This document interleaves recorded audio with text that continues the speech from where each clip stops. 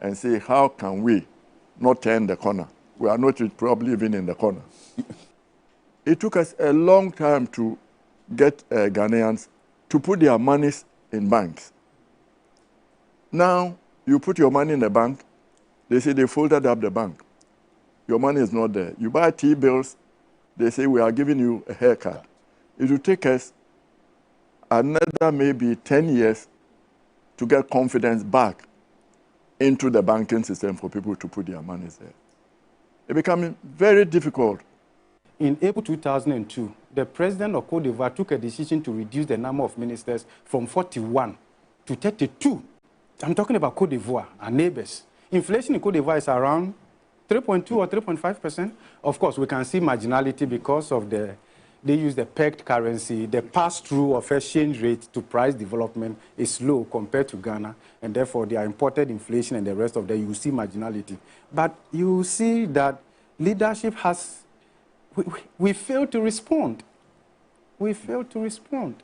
And that's what's continued to this point. Yes. You say, based on your assessment, it's going to take, what, 30 years for us to get out of this situation? You know, at least 30 years. Do you know what it means like to render the central bank balance sheet negative like this? We are exposed. As a country, we are exposed. Direct the Committee of the Chief of Defense Staff to activate the ECOWAS standby force with all its elements immediately. Order the deployment of the ECOWAS standby force to restore constitutional order in the Republic of Niger. Underscore its continued commitment to the restoration of constitutional order through peaceful means. The resolution that we have heard from ECOWAS today appears unhelpful. It appears they have escalated, the challenges relating to dealing with the Nigerian situation by emphasizing the use of military approach to dealing with the situation. They have gone beyond just generally saying they would resort to military approach to actually asking for the immediate, activation of the ECOWAS standby force, which in my opinion does not help in terms of negotiations and dealing with the military leadership in Niger. And so we need to look at it, walk away from this path of threat and the use of military intervention as a threat to get the military leaders to succumb to the directives of ECOWAS. Otherwise, this is not going to be helpful in terms of the negotiations that they are seeking to have with the military leadership in place. There's a military doctrine, it's very general, that any army that is launching an offensive operation against somebody who is defending must have a force ratio of 3-to-1. Now, I checked some time back. The Niger army is about 5,000, excluding a small air force. They have the gendarme, you have the police. I think they have some militia. So the army alone is 5,000. Let's say that the Nigerian armed forces, together with the police, all together are 7,500. So ECOWAS must be thinking of upward of 22,000. We don't have that. We only on paper have 6,500. So we need to wait and hear from the member states how many of which type of forces that member states are going to contribute. We need about 3 categories of forces, actually more.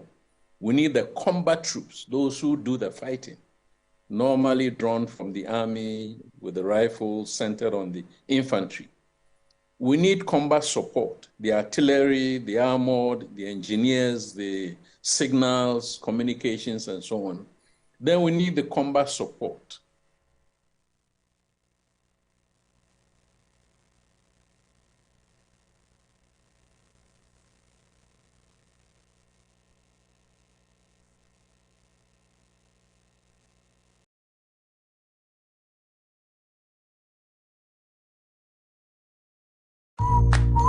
It does get better anytime your favorite shop, Melcom, says it's there for you and got you covered with all your daily need items. Continue shopping on products ranging from groceries, stationery, electronics, homeware, kitchenware, furniture, home decor, electrical, and many more at low prices. Terms and conditions apply. Melcom, where Ghana shops.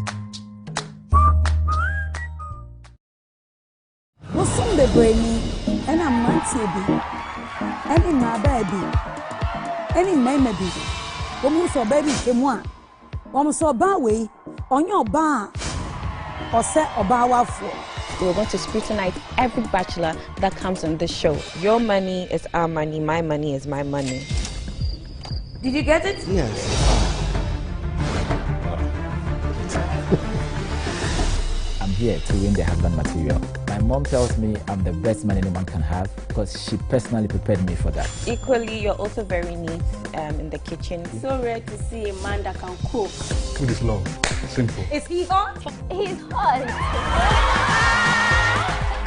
If I feel insecure about your female friends and I tell you not to hang out with them anymore, are you going to do it or you're not going to do it?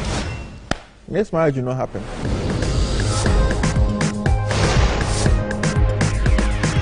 Let's do it.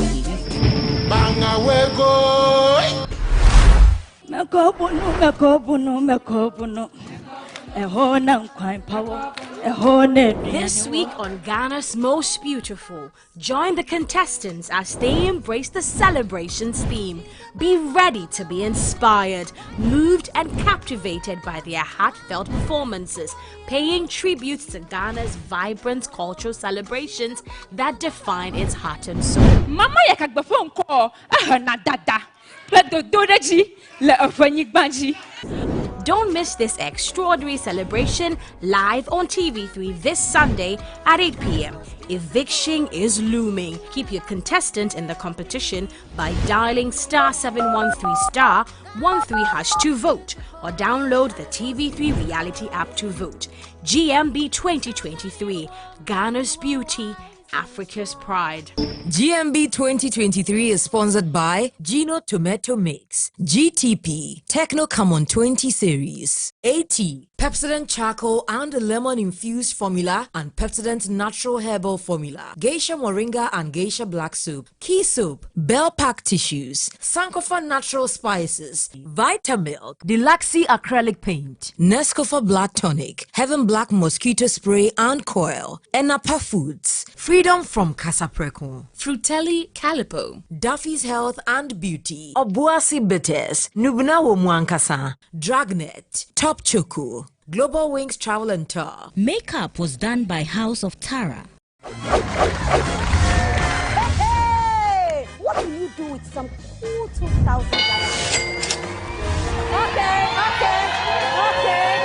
Here to Win game show is exactly what you need.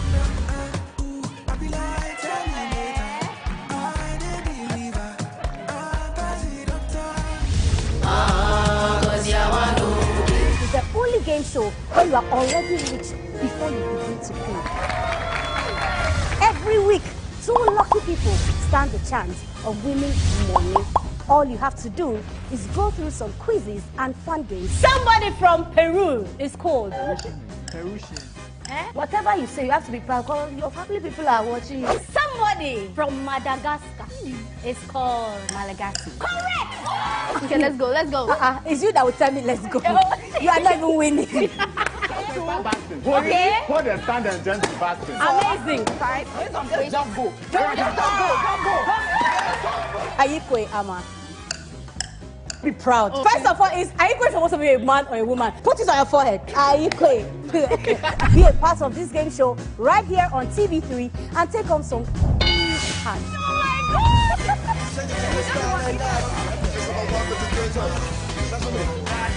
Come join us on Here to Win game show where you win it all. Hey, yo, mama. Hey, mama. Hey, yo, mama. Hey, mama. Here to Win. Here to Win, premiering on Saturday, 12 August at 8 p.m. on TV3. Brought to you by Kill It Insecticide Spray.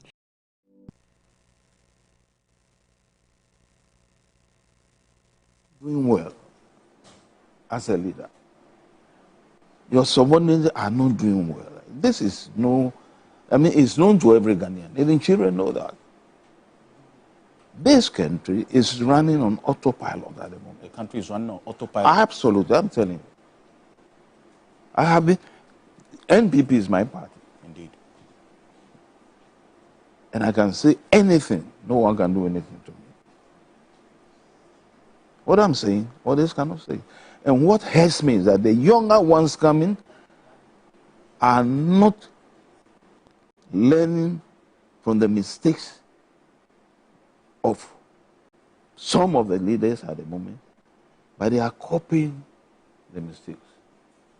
I can't see how somebody leaves university. Within the first year, he gets into politics. And within less than 2 years, he amasses wealth. I can't understand it. I can't understand it.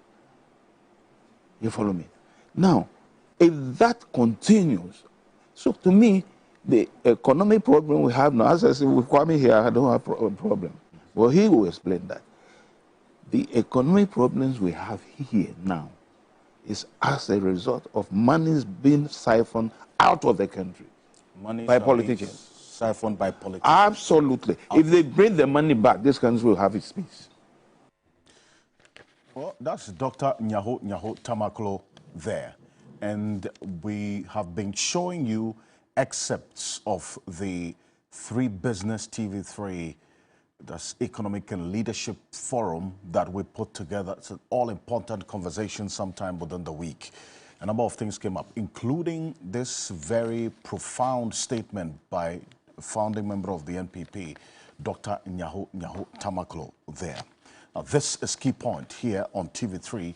We're live on 3FM 92.7, also live on TV3 Ghana on Facebook, DSTV channel 279, all across the world on 3news.com. Welcome back if you're just joining us. The conversation this morning is one that has evolved quite rapidly over time. And I'm talking about the former Sanitation Minister, Cecily Adapa's case and matters arising, and how this particular case is now pointing to a much bigger issue of the weaknesses in the asset declaration regime, which is going to be one that we'll get into eventually. We have eyes on Niger and what's happening there, so we'll get into that as well. And the number of responses that the Bank of Ghana has been giving to both the minority and indeed the number of people who spoke on the Three Business platform raising fundamental questions about what the Bank of Ghana is saying. But many hold the view that this Cecily Adapa case is becoming quite bizarre, to say the least, and then also creating or raising a lot of governance questions. This week, we saw another amended charge sheet, which I'll give you a summary of shortly, and then also the freezing of Cecily Adapa's accounts by the special prosecutor, and the details of some of the accounts also coming out, although the special prosecutor says there was no formal as it were, communication from his office. But sources close to him gave us some details of what is in there. What next?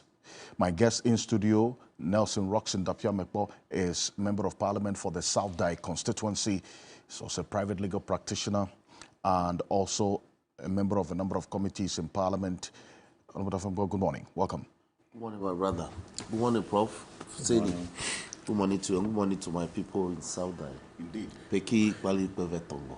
Professor Enoch Opoku Enchi is a governance and leadership expert, also with the Academic City University. Good morning, Prof. Welcome. Thank you very much, Alfred. And greetings to all your viewers and listeners. Private legal practitioner Martin Bibu will be joining us in the next 30 seconds. And also, he's the leader of one of 3 individual bondholder groups, the convener of the Kumi Preco Reloaded demonstration, and also the Honorable Fuseni Issa, former Member of Parliament for the Kaikwe North constituency. also with us, has passion for both leadership and business. Good morning. Welcome. Yeah, good morning, Alfred. Good morning, Nelson. Good morning, Prof. Alfred, please permit me to say good morning to the good people of Okankwenof. Last Wednesday, they came out in their numbers to support me, file my nominations for the upcoming NPP primaries. I pray and hope that at the time of elections, by the time the elections come over, I'll still have their support. All I pray is for us to continue the good works that I had opportunity to do the last time around. And I'm so grateful. Okay. And I thank them very much. Indeed. We would also keep an eye on that one as well, and all the best on that. Now, this Cecilia Dapaah case, this week, we saw a further amended charge sheet. Now, this is how the case has progressed over the last 7 weeks. This was the first charge sheet. In fact, the amended charge sheet that was made public.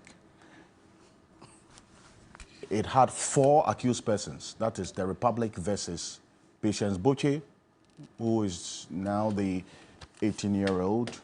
But when this case started, we'll now get to establish that, in fact, she was actually less than 18, and lawyer Martin Kpebu was quite close to how this case panned out at the time. Benjamin Sowa, Kweku Botchwey, and Malik Dauda. These were the 4 accused persons in the initial instances of this case. Then another charge sheet surfaced. Take a look at that one. The second charge sheet had 5 people on that particular charge sheet. Then we had Patience Botchwey. Sarah Ejay was the next person who was added, who has been described as the other house help, who also aided Patience Botchwey in this alleged process of stealing. Benjamin Sowa is there. Kweku Botchwey, Patience Botchwey's father, whom eventually we got to know that has, in the last charge sheet, has been discharged, and we'll tell you why. And Malik Dauda, who is the ex-boyfriend of of Patience Botchwey. These 5. Then this further amended charge sheet has 8 people as the accused persons on it. Patience Botchwey, Sarah Ejay, Benjamin Sowa, Malik Dauda, and Christiana Achab. Christiana Achab is the new person, and then Job Pomari, another addition, Yaya Sumaila, another person, and then one Franklin Sarakpo, who is at large. So we see that Kweku Botchwey, that is Patience Botchwey's father, is not on this further amended charge sheet. And per the brief facts of this charge sheet, as we have a copy of, complainants in this case, Daniel Osei-Kuffour and his wife, Cecilia Dapaah, residing at Belengpe, Accra, and the first accused, Patience Botchwey. Mabena was a house help to the complainants. The second accused, Sarah Ejay, unemployed and a former house help to the complainants. Third accused, Benjamin Sowa, the current boyfriend of Patience Botchwey. The fourth accused, Malik Dauda, the ex-boyfriend. And then the fifth accused person, one Christiana Achab, is described as a trader. And the sixth accused person, Job Pomari, is the husband of Christiana Achab. And the seventh accused person is Yaya Sumaila, is an excavator operator residing in Sadnerugu in the Tamale metropolis. And the eighth accused person, Franklin Sarakpo, who is on the run, is the son of Christiana Achab. They all played various roles in there. Now, here's what happened. Sometime in June 2023, the complainants reported theft of their cash and some personal effects, as indicated on the face of the charge sheet, June 2023. Upon the receipt of the complaint, police commenced investigations into the complaint. Police investigations led to the arrest of Patience Botchwey and then also Benjamin Sowa, that's Patience and the boyfriend, at their hideout in Tamale in the northern region.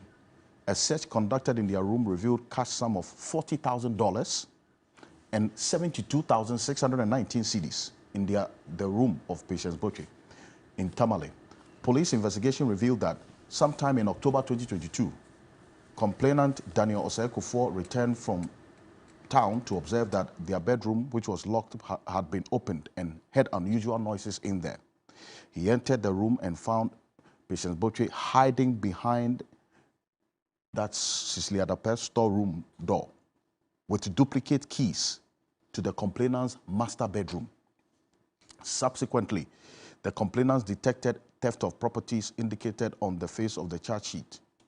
Patience Botchwey, during interrogation, said she gave $70,000 out of the stolen money to A5, which is Christiana Achab, to buy a 3-bedroom house at Amranhia for her. The following brand new items which Patience Botchwey used some of the stolen money to buy were also retrieved from the house.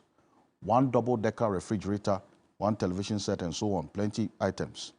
Police investigations also established that Patience Botchwey used some of the stolen money to buy Hyundai Elantra for her boyfriend at a cost of 80,000 cedis, and also gave 180,000 cedis to Benjamin Soa, who used the same to purchase an unregistered Honda Civic car with DV plate number 4903, which same had been retrieved. Further investigation revealed, and these are now the accused persons, we'll put that on the screen, revealed that Patience Botchwey gave unspecified amount of money in dollars to her deceased brother. So Patience had a deceased brother, Joe, who is also mentioned in this charge sheet, who also parted some of the stolen money to A5. In this case, this is Christiana Achab, who also parted some of the stolen money to buy a wooden structure with her husband within the same locality. Christiana Achab, who knew that Patience Botchwey and had actually stolen the money from the complainants, also collected a total amount of 2,830 cedis of the stolen money. And Christiana Achab, upon receipt of the said amount, purchased an 11-unit chamber and hall self-contained at Bujumbura at the cost of 800,000 cedis.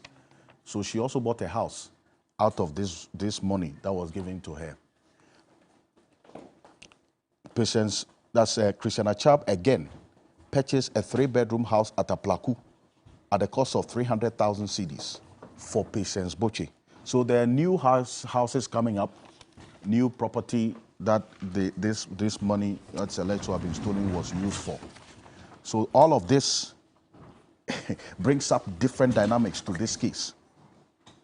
And all of this is contained in the amended charge sheet. Another 300,000 house has been discovered. 11 chamber and hall unit self-contained house, Bujumbura, has costing 800,000 cedis has also been discovered. And some 2.8 million has also been discovered, plus more cars and more household items.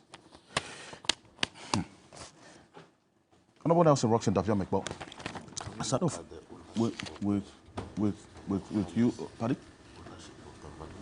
Oh yes, for the ownership of the monies, contrary to the Attorney General's earlier advice in there that the $1 million stolen, $800,000 is said to have been that of Cicely Adape's deceased brother, and the $200,000 they didn't know the ownership. This further amended charge sheet actually indicates that the total $1 million belongs to Cicely Adape. Over Nelson Roxton, the family. Yes. You want my take? And let me welcome lawyer Martin Kpebu. Good morning, welcome. Morning, Mr. Counsel. Great. Now, I know you have followed this case. I mean, from the juvenile angle, because the Deputy Attorney General said that with this juvenile part of the case, was not added to the docket that was given to them, the AG's office. So they were not aware of any juvenile matter in this particular case. But how did this juvenile aspect of this whole case come up to start with? Briefly. Yeah, so that one is a fact, and I've stated it a few times here, right? Right from the beginning. So what we can do, and once again, let me state, under the Juvenile Justice Act, we are not to reveal the identity of the juvenile involved and not give any details that will help to identify that particular juvenile. So just a case went to the juvenile court, right? Yes, that was it. Actually, even before the juvenile court, the case first went to a circuit court, right, at the police headquarters. I see. Yes, even before the juvenile court, that juvenile was first arraigned before the circuit court. Yeah, at the police headquarters. You know, now there's this one-stop shop, you know, to take care of juveniles and all those domestic violence issues, you know, at the police headquarters there. So when that person was arraigned before that court, then evidence was led to show that that particular person was a juvenile. So the circuit court couldn't deal with that person. So under the law, if let's say a juvenile is alleged to have committed an offense with an adult, yes, then that one, they would, any other court apart from the juvenile court can deal with it, depending on what the offense is. But when is the juvenile alone, it's strictly the juvenile court, except also when it is murder or anything like that, right? So in this particular case, the first time it was only the juvenile who was put before the court, the circuit court. So the circuit court, I mean, as I said, evidence was led to show that no, that's not the right court. So the case was struck out. Then it was presented before the juvenile court. And at that place, the court went into it. That's why I said Madame Dapaah eventually got her chance to take the stand, and she was cross-examined. So, and before then, before her cross-examination, all along, she had been crying about this money. She's been crying? Yes. So she came to the circuit court with a bag to show that, look, this bag was full of money at the time. So the bag that is mentioned in this charge sheet, she brought it to court? As to whether that particular, let's say she came with a bag to the circuit court. At the bag, at the time they arrested the juvenile, the juvenile had taken money full of that bag, or had taken that bag full of money. Okay, had taken that bag, was caught with that bag full of money. And what she did was that, look, Madame Dapaah reported the investigator. She was not happy that they couldn't make a case about the stealing. Reported this investigator to the Interior Minister, hauled him before the police hierarchy, hauled him before the Attorney General's senior officers. Wow. That's how come I was surprised that in the docket, Deputy Attorney General said they didn't see anything. Look, I'm stating for the record, the case went to the Attorney General's office. There were very senior lawyers who met the investigator because Madame Dapaah was consistently unhappy with the performance, so to speak, of the investigator at the stage, at that stage, because of his inability to crack the part of the case concerning the money. The stolen money. Yes. Her emphasis was on the money, and the investigator couldn't find evidence at that stage. So that's how come she hauled him before Interior Minister, reported him to the police hierarchy, reported him to the Attorney General's office. My understanding is the Attorney General wasn't involved himself, but were very senior lawyers who were involved. So it's perplexing to say the least that subsequently Attorney General can say that, oh, they are not aware that this case had been to earlier courts. It's not good. It's scary because it wasn't one lawyer, it wasn't two, it wasn't three. There were 4 lawyers. From the Attorney General's office? Yes. Senior and principal state yes.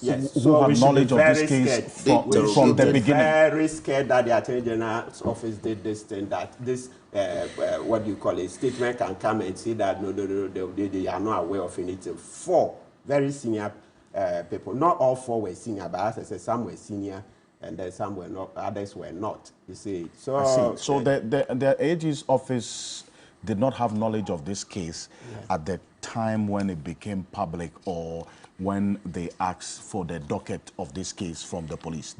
From the knowledge you have, they knew about it right from the get-go. Yes, because Madame Dapaah had reported the investigator at the time had reported the investigator to the Attorney General. But my understanding is that the AG himself was not in the meeting, but very senior people, senior lawyers were in that meeting. So, so what is perplexing for me is that if AG is petitioned, he's not able to attend the meeting, and his senior lieutenants attend the meeting, is it that no report will be given to him about the outcome of the meeting? Is that how it's done? So, I mean... But is that how it's done? Yeah, so you see that it raises a lot of questions. It's not tidy at all. Hey, you petition, Madame Dapat petitioned the AG. I'm not happy with the way this case is being handled. I've lost money, blah, blah, blah. Yet investigator is not able to show, is not able to crack this case. Can you look into it and all those other things? Then AG deputizes senior lieutenants to meet this and the investigator. The investigator goes to the meeting, he presents his case. Let's say everything that has to be done is done. And then we have been told that, so after the meeting, those senior lieutenants will keep minutes by themselves. They don't have to report to the Attorney General. That's very difficult to believe. Yeah, it's extremely difficult to believe. Extremely. I'm even very charitable. I'm being very, very, very mild. Yeah. It's difficult to believe the AG's position on this matter that they didn't know because these details. very senior people, very senior people. So the whole thing, even if it's not senior, even if you were to send a very junior officer, the point is that you were petitioned. The petition didn't go to those senior officers. You can't petition senior people in the AG's chambers, right? It has to be the AG himself. We know administratively that's a huge bureaucracy, right? So he can't possibly deal with everything personally, right? Yeah, so it's normal that he will delegate to trusted lieutenants, right? So the question is that, so after they've met the investigator and all that, is it that, or maybe it's not so important, so the reports that they've presented, they didn't get time to read through? So we can also understand, yes, it's possible. He can't get time to possibly read through everything. That one, yes, I can understand it. Even privately, even at this stage, there are lots of things that your colleague lawyers in the firm will bring. You don't have time to be able to review everything. Okay. But so then, but there should be a system where somebody else will be seized with this kind of information, so that once they were going out public, that person will be able to make that input. Yeah. So we should look at it. We should look at it. As for the fact that they're even saying they are not aware, it's not good. As I said, because of the privacy issues involving juveniles, it would have been sufficient to say, oh, it was first presented before a certain court and blah, blah. You do it in such a way, you don't even have to say juvenile. If you say so, fine. But there had to be an acknowledgement that, look, Madame Dapat spoke about this money last year. Her statements last year. She gets a huge money. Yes, she said she lost huge money. That's what she said. Yes, last year. And then, as I said, during cross-examination, she came with the bag to tell the court that, look, this bag was full of money, you know. But, so looking at how this case has evolved and the contradictions that Martin Kpebu is pointing out based on the knowledge he has of this case, right from the get-go. The AG is saying, the deputy AG is quoted as saying the docket that was submitted to the office had nothing about the case pending in any juvenile court. Martin Kpebu says that cannot be true based on the knowledge that he has following this case right from the get-go, that the AG's office was furnished with at least some information because there were lawyers from his office on this case right from the get-go. The money in there, 800,000, 200,000 AG's advice. This amended charge sheet says, well, the full 1 million is that of Cecilia Dapat. How this case is panning out? You're a lawyer. What do you see in there? First of all, let me welcome Martin, and good morning once more to your viewers. I have also come into some information, additional information on the matter, and I think that as I sit here, the Attorney General should be resigning. Oh. Yes. Attorney General I will establish the basis for my call. What the Attorney General has done in this matter is embarrassing, is humiliating, is scandalous. Why? It's denigrating the office of the Attorney General. How do you mean? First of all, you just heard Martin inform you that they have always been aware that this matter went before a juvenile court. They claim they didn't know. They've always been aware that this matter was first arraigned before a circuit court. All right? Mm-hmm. For which the court said they could not seize jurisdiction because of the age of the accused persons, the suspect then accused that they had brought before the court. But as Martin said, with the case that the officer is aware, but no. Let me tell you how. Let me tell you how criminal prosecution is done in this country. I even suspect that there would have been an initial request by the police to the office of the Attorney General for an advice. No. I will have sympathies for the AG in this matter because of his conduct. Because of his conduct in this matter. Now, even if an initial AG's advice was not sought, what they attempted to do by what we lawyers call concoction of facts. What facts were concocted? They concocted the facts. As to the figures contained in the complaint against the suspects, now accused persons.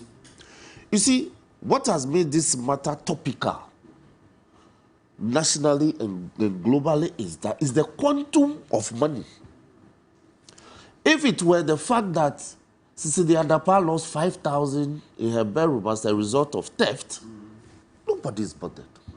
In fact, everyone will sympathize with her, including myself. Yes. That you don't enter your boss's bedroom, it's still money. 10,000.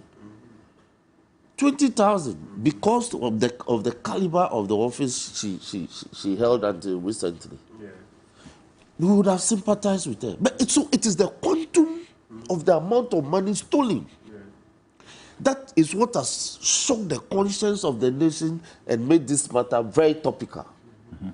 So for the AG to, as it were, concoct facts by varying the figures downwards, so that the conscience of the nation is no longer shocked, is what is scandalous and what is unethical of an Attorney General worth of his sort. Now, let me go into this matter. But if you look at the amended charge sheet, it does say that the complainant initially yes, came to the court with that narrative, yes, that the 800,000 belonged to a deceased brother, but did not state the exact ownership of the $200,000. You see, I am basing this charge sheet, this is about the 5th time the charge sheet has been amended. Yes. So the latest will take precedence over all the other charge sheets. Mm-hmm. That's how lawyers consider it. So the latest set of facts, as given by now the prosecution, the police prosecution, the investigator and prosecution, is at gross variance with what the Attorney General has put out. That is the gravamen of my submission. That the Attorney General, in fact, he issued this advice and publicized it for all manner of people to believe that these are the truer facts. A fact that varied from the original facts. Essentially to say that the quantum of money and the determination of ownership of these monies were actually not of the person who is the complainant, but a relative of the complainant. So the nation should be rest assured that to the extent that we are alleging corruption and all that, that may not be the case. It's actually a family property that is under her care and trust. Mm-hmm. The investigators have come back to say that no, the complainer now is insisting that the monies were her monies. That is where I find the conduct of the Attorney General unacceptable and unethical. If you look at the discoveries by the police investigators on the other hand, and what the Office of the Special Prosecutor is also doing on the other hand, if you look at the gamut of money, the amount of money involved, it's in excess of 100 million. Yes. It's in excess of 100 million at as recently as a month ago under the care of Cecilia Dapa in her home and in her bank accounts. So about 100 billion. 100 million Ghana cedis plus in one person's home and account. Yes. This is not a matter. This is not money that you put in your back pocket and walk around with it. And let me again establish this. You see, but for the fact that this matter was leaked, we would not have known about it. Apparently, the matter, like you narrated about 2 weeks ago when we were here, the matter had been pending since last year. Yeah. And because of the age of the first suspected now accused person in the matter, it's been in abeyance until she attained the age of well, actually, let's not. There was an issue of somebody absconding. Somebody absconded, and that's what truncated the trial. And then it took time to find that person. But you see, we do this. When one person is when the suspect absconds, and the basis of our criminal jurisprudence is that the police can always proceed against a person on grounds of suspicion. All they need is suspicion. That they suspect reasonable one, not unreasonable ones. Oh, they tell you we suspect that you've done this. It is you to establish that the suspicion was not reasonable. But once they suspect of you having committed a crime, about to commit a crime, or planning to commit a crime, they'll come after you. So to say that somebody absconded, somebody became a fugitive of justice, and therefore the matter couldn't proceed from last year, I think in some reasonable explanation they want to give. But we are here today. And it's such a serious matter that we must not joke with this matter. And as the minority, we are taking this matter very seriously. Look, persons have questioned the OSP in getting involved. The OSP has the mandate under Act 959 to go into the matter. And persons are also questioning why he went into the account and had the account frozen. Also, the law empowers him under Section 38. In the course of investigations, he has the power to do that. And 38(2) says that within 14 days, when he freezes the assets just to facilitate investigations, he has to go to court or notice to the respondent. And that's what is done for the court to confirm the freezing order under 39. So the Office of the Special Prosecutor is proceeding methodically and lawfully in the matter. And I want to commend him for that.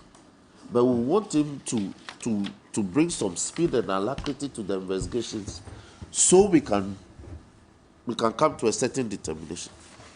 The other matter that I want to touch on this issue is this. Look, we are a nation that suffered a lot of disaster last year and this year.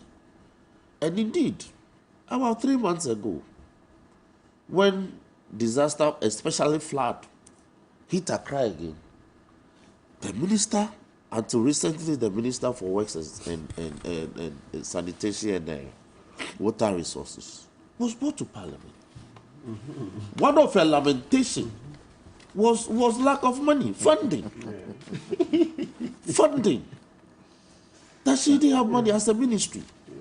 How do you reconcile a minister of state in charge of a certain ministry crying for inadequacy of funding to undertake a mandate of the ministry vis-a-vis over 100 million? Over $10 million equivalent sitting in her possession. How do you reconcile that? How do you reconcile that? So, these are very, very serious matters. She appeared before the Public Accounts Committee about 3 weeks ago, or about a month ago. There are a lot of communities with water systems that are not functioning.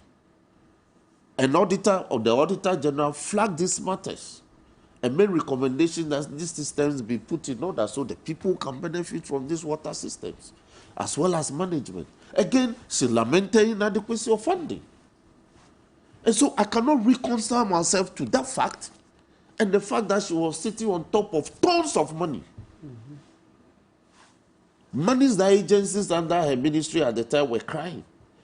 Even disbursement, how to function, how to work, and undertake projects. So, Mr. Okansi, this matter is beyond mere criminal prosecution. It touches on our governance structure. It touches on corruption. It touches on public conduct of public officers generally. Conduct of public officers generally in this country. This will be my preliminary comments on the matter. Well, let me be proposing on this as well, because we're taking this case in a graduated manner, because this week alone, it's taken very interesting twists and turns.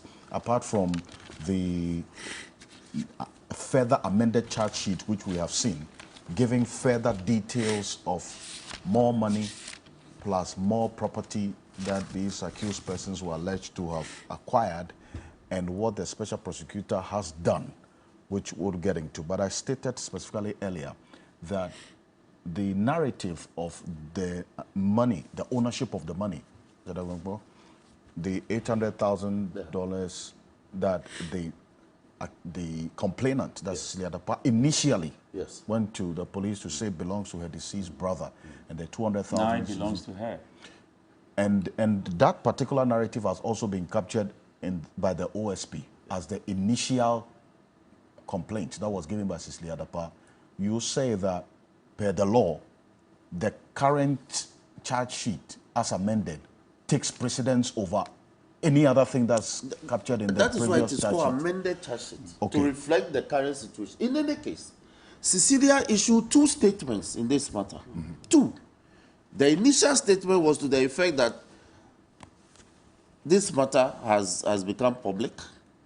She will take steps to correct some inconsistencies contained in the facts supporting the charges leveled against the accused persons, because those inconsistencies have generated public debate. That was the first initial statement.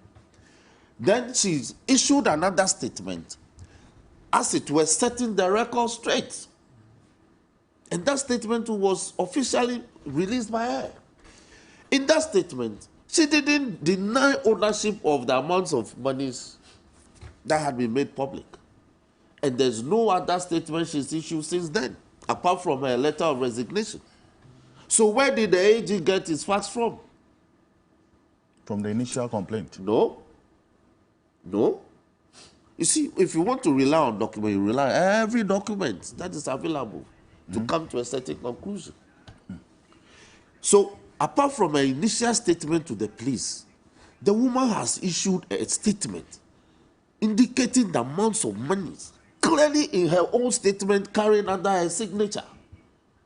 Can we read it? Which one is more authoritative than that? And that is the last statement, as I speak, issued by her on this matter. Any other fabrication by any other entity will not be accepted to us. Can we read the statement? That statement should be available. Really? If you can read a second statement on the matter indicating the amount, which, as it were to her, was to correct the wrong impressions in the public domain. She's not run away from the amount. While he's looking to read that, you guys have spoken from the legal perspective. Yes. Let me come to the social part of this. Very well. Let me conclude before you come. Okay. So to wind up, in 30 seconds, yes, the AG, what the AG does in these matters is to either advise the police prosecution to proceed, that's which is advised, or to direct that the docket be forwarded to his office so that they take it over and prosecute. That's all you do. You don't take the charge sheet from the AG, vary it, and as it were, vary the figures downwards as contained in the brief facts. You take the charge sheet from the police? You take the docket. The practice is that you give advice and direct that they should proceed as they are doing, prosecution. or the AG will give advice and direct that as part of the advice, you forward the docket in question to its office, to the AG's office, so that the AG's office will take over prosecution. You don't take the charge sheets as determined by the investigators of the case. You have investigated the matter. The AG's office didn't investigate the matter. It's the police prosecution and police investigator that did. So you don't take their set of facts and concord facts. But was it wrong with the AG performing the job of proffering advice in the performance of that job? You don't commit a crime. You don't commit fraud. You don't concoct facts. What is the fraud in there? The fraud is to review the figures downward, so the generality of the people are not scandalized. I made the point that if the money were 5,000, nobody would be shocked. Nobody would be concerned. Okay. This matter would not be sitting on your desk. That's the point I'm making. So attempt to say that the 1 million was now 800,000, and even the 800,000 was now the property of a family relative. If you read the AG's advice, yes. And I'm going to go through specifically on the advice, he makes reference to the initial complaint by Cicely Adapa that the 800,000. Did the AG give advice? Did he quote anything from that complaint? No, thank you. No, he only made reference to. So why didn't he make reference to the Cicely Adapa's own public statement? Why didn't the AG conveniently refuse to make reference to Cicely Adapa's statement, which would take precedence over the complaint made to the police, if he cares to analyze the issues as it came before him? You know, there's also that part of the advice that talked about the establishment of the ownership of the said monies, even after. Yes, but I'm saying that her second statement, in fact, her initial statement sought to suggest that she'll correct the facts and the figures. So and she issued a second statement to correct. In so correcting, she didn't deny ownership of the amount of money. Yes, read that statement. We'll pull it up. In fact, it's something that we'll pull up and we'll put on the screen shortly. Professor Nchi, we're talking about the social aspect of this, yes, Alfred, and how this also borders on governance, not just the social aspect, but the governance questions that this particular issue brings up as well. Well, Alfred, talking about governance and leadership, I think that from Russia to Niger to NTCC, leadership has failed us. And I say this because my friends at Latebi Okoshi, those at Have, those at Jessica Wabu number 4. And Peve. If you mention Have, yes, Peve. I stayed in Jessica before, so yeah, I know that place very well. They want to understand it from that social perspective. So let's soften this down. When you have money stolen and you can't tell us the source of that money, then two speculations can come in here. Either you have stolen the money yourself, or you won the lottery, or it's drug money.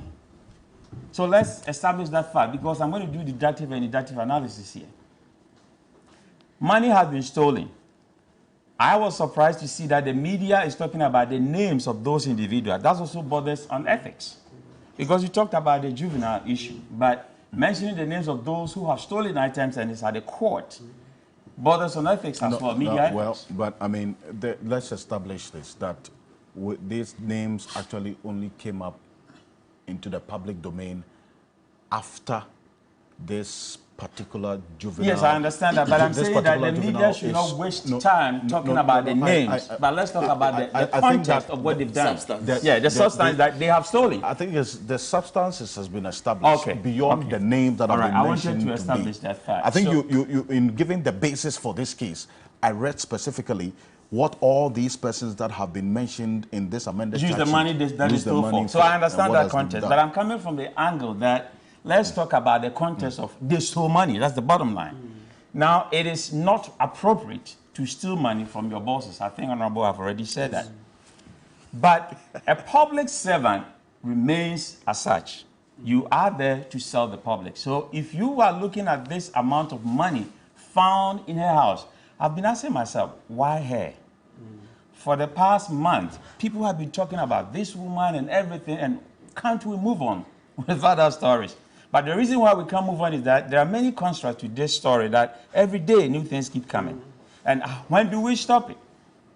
In the first place, the money that she was holding is more than enough to open a rural bank account. So a whole rural bank, a whole rural bank, that money can establish a whole rural bank. Thank you. Apart from that, she is sitting on the money that when she went to Parliament, this money could have been used to borrow the whole ministry. She could have borrowed the whole, I'm telling you. I am telling you this, my friend, go and check the number, the quantum of money. That money could have been used. She could have used the money. Remember Mobutu Sese Seko, remember him? Mbenga was a Benga. He was borrowing money to Zaire at that time. Yes. Go and read history. I will tell you a lot about history and even Niger, what is happening here. So let's read. So what I'm saying is that the amount that she has sitting on, she could have borrowed the ministry that money to solve the problem that she went to Parliament to talk about, that she started with money in her department. Thank you. My friend, I'm serious about this. Be serious. We are talking about a situation where somebody cannot get Gary and granite to eat in a day. And we have public servants sitting on this amount of money, and people are washing that down. They are watering that as if it is nothing. I am scared and ashamed by this behavior. Why? Because she has let herself down. She's helped her family down. She's let her political party down. She's let the nation down. We are living in a situation where Bank of Ghana has stuck us in 60 billion debt. The country is crawling on its knees. We don't have money. And I can tell you on fact that Alfred, as we sit here, there are more monies at homes than at banks. Why are we doing this to ourselves? And people will ask, oh, you talk like NDC, you talk like MPP. I talk like SQ0. Yeah. People always think that political parties are more intelligent than individuals. That's wrong thinking. Forget about NDC, forget about MPP. I am speaking for the ordinary person on the street. People are suffering. The street is dark. That's what Black Sherry said. The street is really getting dark. That is why we are seeing coup d'etats out there. If in this time of poverty, people are going through this, then power has corrupted a lot of people. So the bottom line is that this money, whether they lie to the Attorney General is lying, we all know that this is politics. And the politics doesn't help the ordinary person on the street. How do we get in the situation that public servants will not be keeping such money on themselves? I have some classmates of Madam Cecilia Dapa who spoke to me about what she's gone through her life. I didn't even know that she was once a secretary of Kwame Piani, the former chief of staff. When Kojo Piani, when she wanted to, Kojo Piani wanted to stand for president, she was his personal secretary.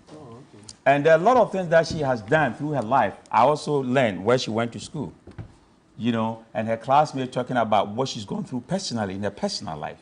So she's really served, And to go through this, I've already said in many platforms that for a woman to put such amount of money in her house and can sleep comfortably, I'm surprised by that.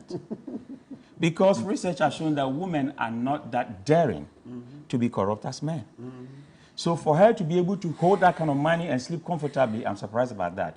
But I went to Israel, and there's something that I saw.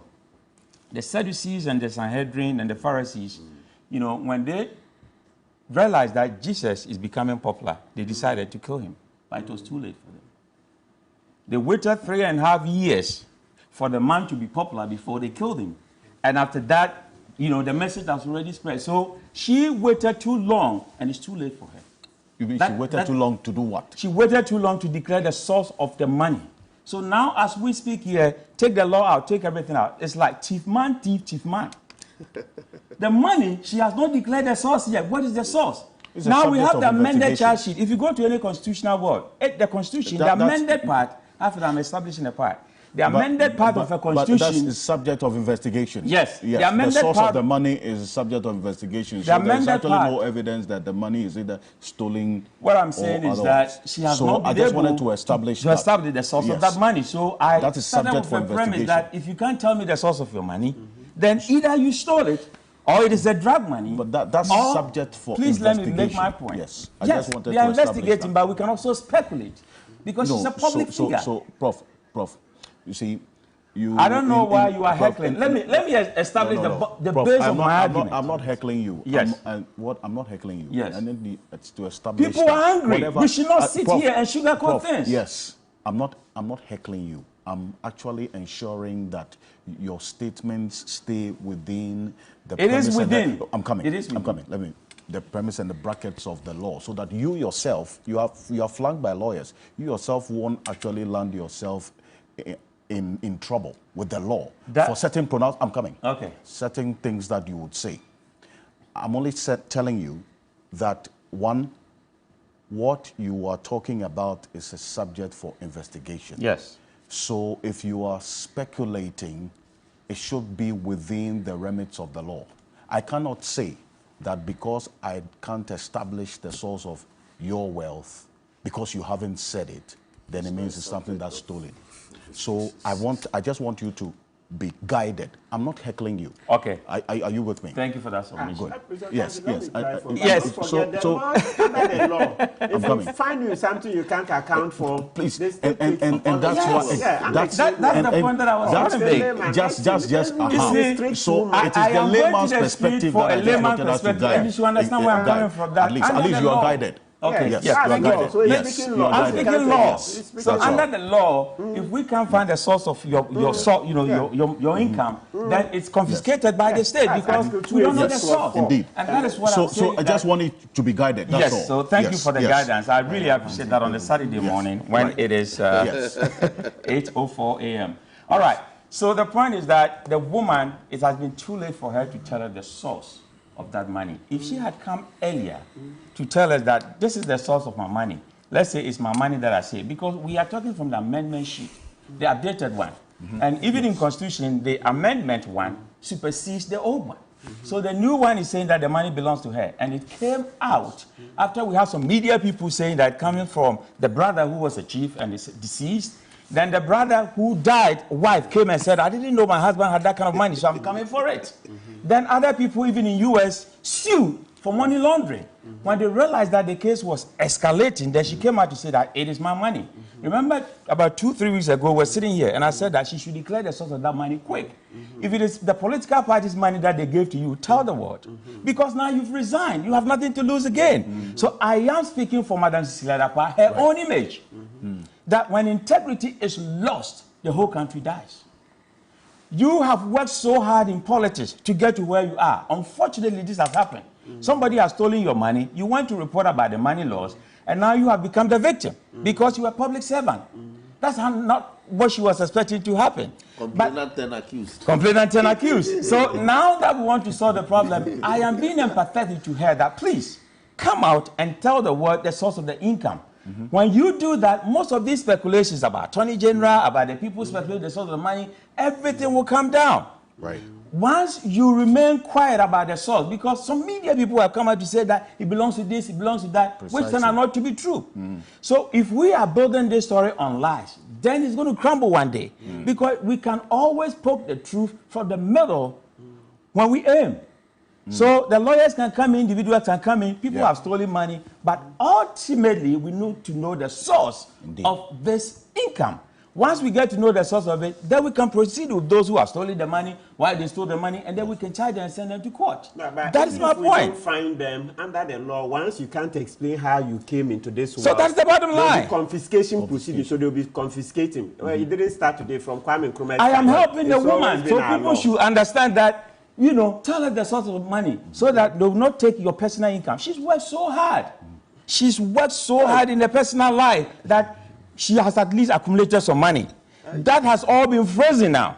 Her personal money and this money that was found and stolen has all been frozen now. So as we speak, I don't know how she's going to survive. No, so when they go to court under the law, the OSP Act, okay, is that there's a 40, under section 40. So her lawyers will make that argument. So the court will give her reasonable sums for her upkeep. So that she can keep it and turn around with it. Yes. So once the statement shows that government of Ghana, like as a minister, her salary was going to the same account, income. showing legitimate. She's resigned as a minister now. Yes, but so we are talking about the past. So all this time, if it shows how she earned other income legitimately, and basically she must also survive, under Section 40, the judge will make provision for that. And then thank you. So, Alfred, to conclude my point, never again should this happen to a public servant. All money should go to the banks.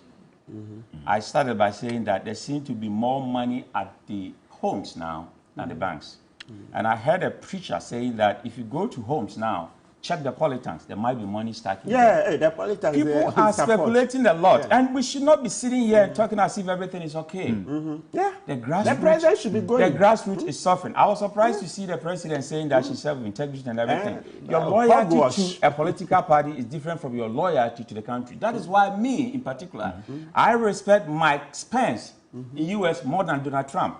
Because when Donald called Mike Spence to his office and said that, now this is what is happening, will you declare your loyalty to me? He said, no, I declare my loyalty to the Constitution of America. I want individuals in leadership to declare their loyalty to our Constitution. And our Constitution talks about asset declaration. We'll talk about that when we get there. It has been horrific the way we declare assets. Because I come in and tell you that, and you have been there, I come and tell you that I have 3 plots of land at Asikuma. I have 2 houses and I have 3 cars. They just write it down. Nobody goes to verify all these things. And I have this money in my account. Nobody goes to verify. Does it not bring, so that's the bigger governance question that yes, so at the end of my service, if I'm able to acquire all these, I stated from the beginning that I have them. So when I'm leaving office and then I tell you that this is what I have, you did not in the first place come to verify. What are we doing with the national service people and other things? Can't they go and verify? So we need to create employment. I've said it many times that if we don't find the youth something to do, somebody to live for, somebody will find us something to die for. Our youth are just sitting down idle doing nothing. Unemployment, even when we come to Ghana Statistical Services, the figures we are giving to the rest of the world about our unemployment figure, which is 30%, is wrong. Unemployment is more than that in our system. The youth are just sitting down, doing nothing, smoking, drinking, doing nothing. And the leaders, because you can make a living, we all can make a living and decide not to speak. When I come here, I am pained because I've traveled all over the world. When I see that the youth who have great potential, you heard what happened to Dana Hamilton's husband. He said he was selling graphics on the street.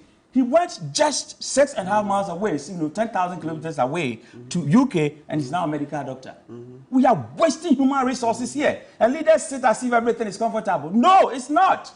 We should wake up, and and the youth should be angry enough to demand accountability from our leaders. We are talking about Nigeria here, where the president, what is the name? Tinubu.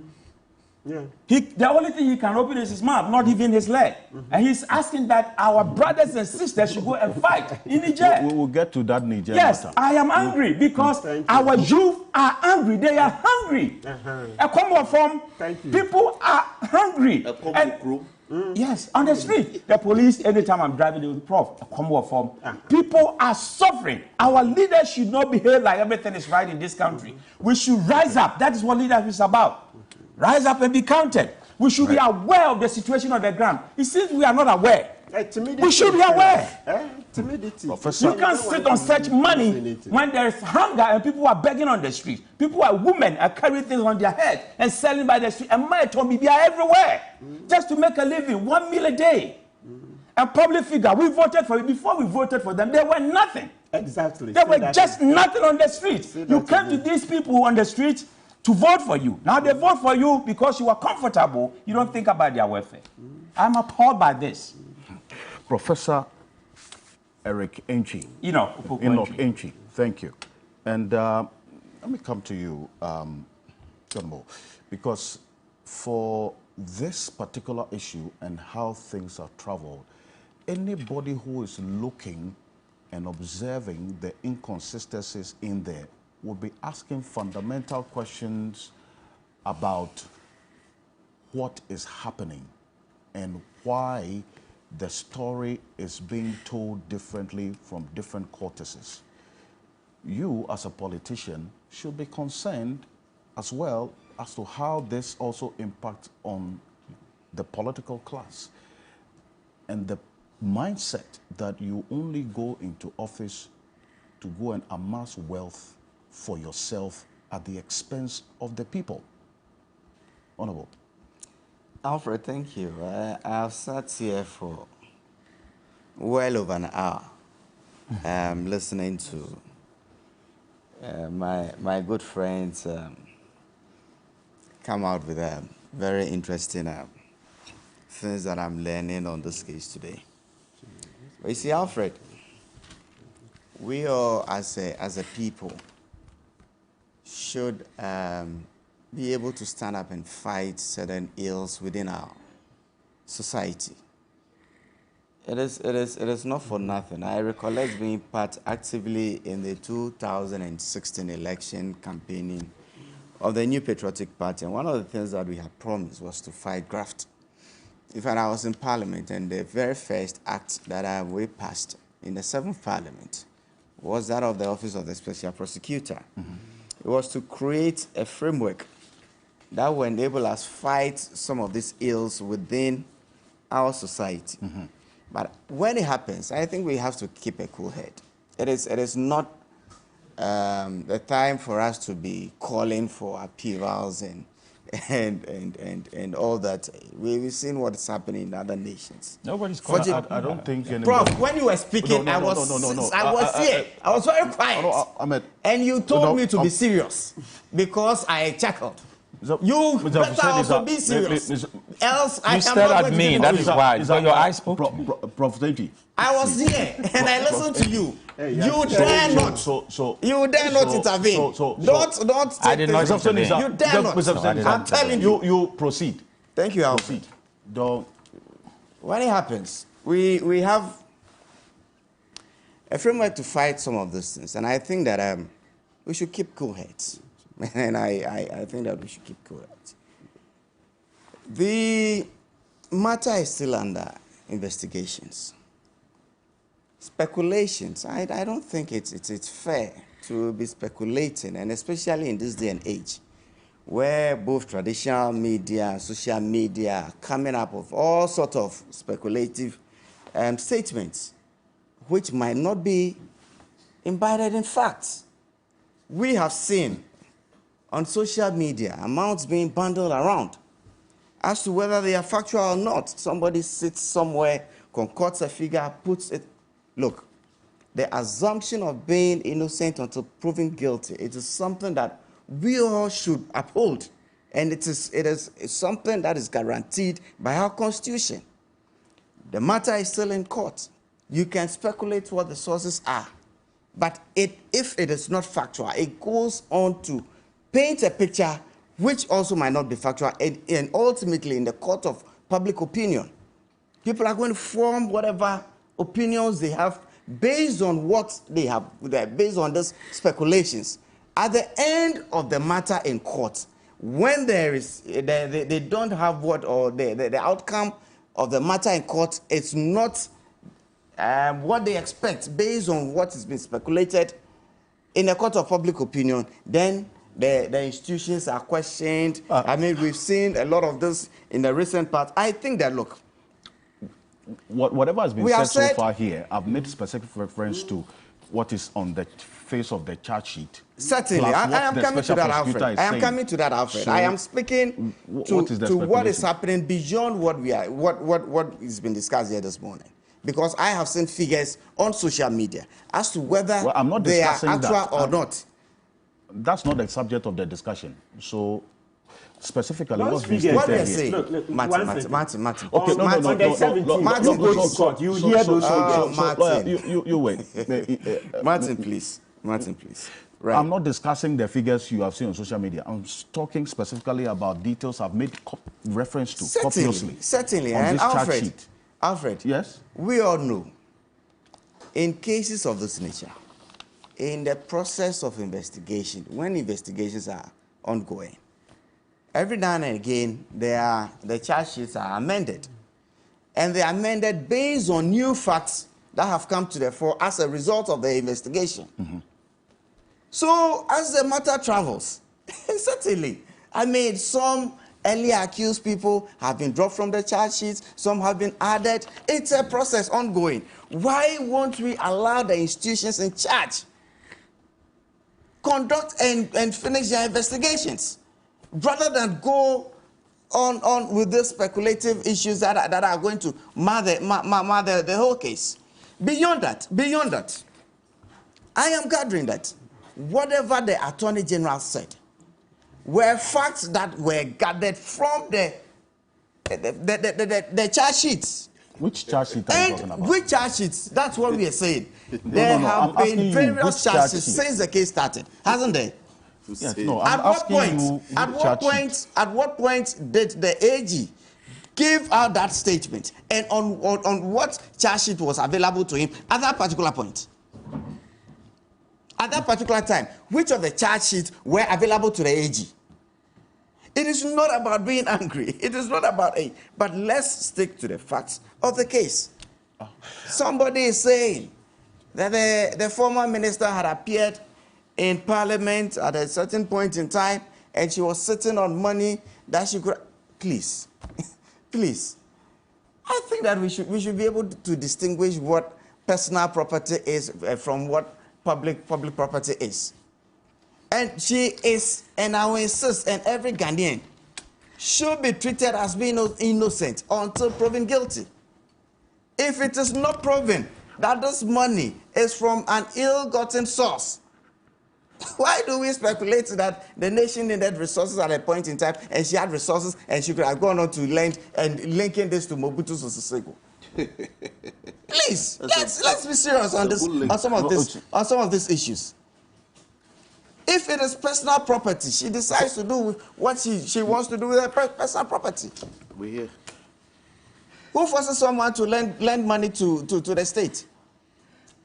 And if I have property, if I have cash, there is no legislation, no act anywhere that says or advises where you have to keep your cash. If I have cash and I decide to keep it in my kitchen, so be it. It is mine. And if it's earned, so be it. It is not a case of my stand this morning, right? Alfred, is let's allow the state institutions to go through these investigations. Let's allow the court to deal with what they have to deal with. And I mean, if the sword falls on whoever, so be it. So be it. But we shouldn't go fishing, speculating, with all sorts of You sit here and you say, well, you want to tell us that this woman had led a life, she had served this nation. I am not holding brief for her, right? But let's be fair to every Ghanaian, and that one the Constitution guarantees that. There is no use at all us getting hot-headed and calling people on the street because of this matter when we have actually not gotten to the bottom of it. So, there's been no specific statement of people being called onto the street. If you are making inference, that's different. He's making his own word. Yes, indeed. But then again, you say, I'm coming. So, because he's making specific reference to the statement Professor Enchi you don't want that. You should be interested in correcting him that I didn't interject when you were speaking. So I deserve the respect from you. Definitely. I deserve the respect from you. You have made your point, so you also have to allow me to make nobody has any qualms. Don't interject because I was sitting there quietly. You made your point. Nobody. But we have all been sitting here for hours. Thank you. Yes. The fundamental issue here, which has been the subject of the initial conversation which we've been having, which has graduated to this point, is one, the facts on the face of this further amended current charge sheet. That the Honorable Tafiya report raised concerns about what was contained previously in the earlier charge sheet. And by the law, this current charge sheet takes precedence or supersedes every other that has gone by. That is what the position of the law is. That has been established. So if the face of this current charge sheet says that the $1 million is stated as the property or belongs to Cecilia Dapaah, the question is, if the Attorney General in the advice referred to the $800,000 being that narrative of being the that of her deceased brother, and the $200,000, the specific owner wasn't stated. Should not be a concern for you that investigations should establish the true ownership of this said money, especially because of the inconsistencies in the declaration of the ownership of who owns this money? Alfred, that should be the subject of investigation. Alfred, I will agree with you that the source of these funds needs to be established. And I don't think that the investigations are ongoing without keeping an eye on establishing where the source of these funds, what the source of these funds are. My point is that the separation of the amount between 800 and 200, that details was also on a charge sheet at the point in time. Is that not right, Alfred? The advice the Attorney General gave, I learned, is also from the facts he gathered from the charge sheets, right? So at the point of the AG giving that advice, at what version of the charge sheet, the changing of the charge sheet or the amendment of the charge sheet, it's legit. That's what we should accept. It's legit. So at that point in time, the information is there, and even going further. When you give something to me to keep in my and the properties in my possession, and something happens, in this case, somebody comes to steal the item, and I go to the police to make a report, and I report it as my property, I don't think that there is any matter there, because the matter was in my possession, in my property, in my bedroom. At the time it got lost. If investigations further want to establish a source, and I give further and better particulars about the ownership of the property, I don't think that there is any disconnection. That's a core argument. That's a core argument. Why you are intellectual? Don't do this. Don't do this. We can't allow you to use common sense. Then we will not go to law school. What the position of the law is and what you are saying. This to law, please. I am not a lawyer. Then go to law school. So let's talk about what you know. Why can't you everybody go to law school? You think everything is common sense? How can you say everything is common sense? Even our law is common law. Even our law is common law. This is a private conversation. Even our law is common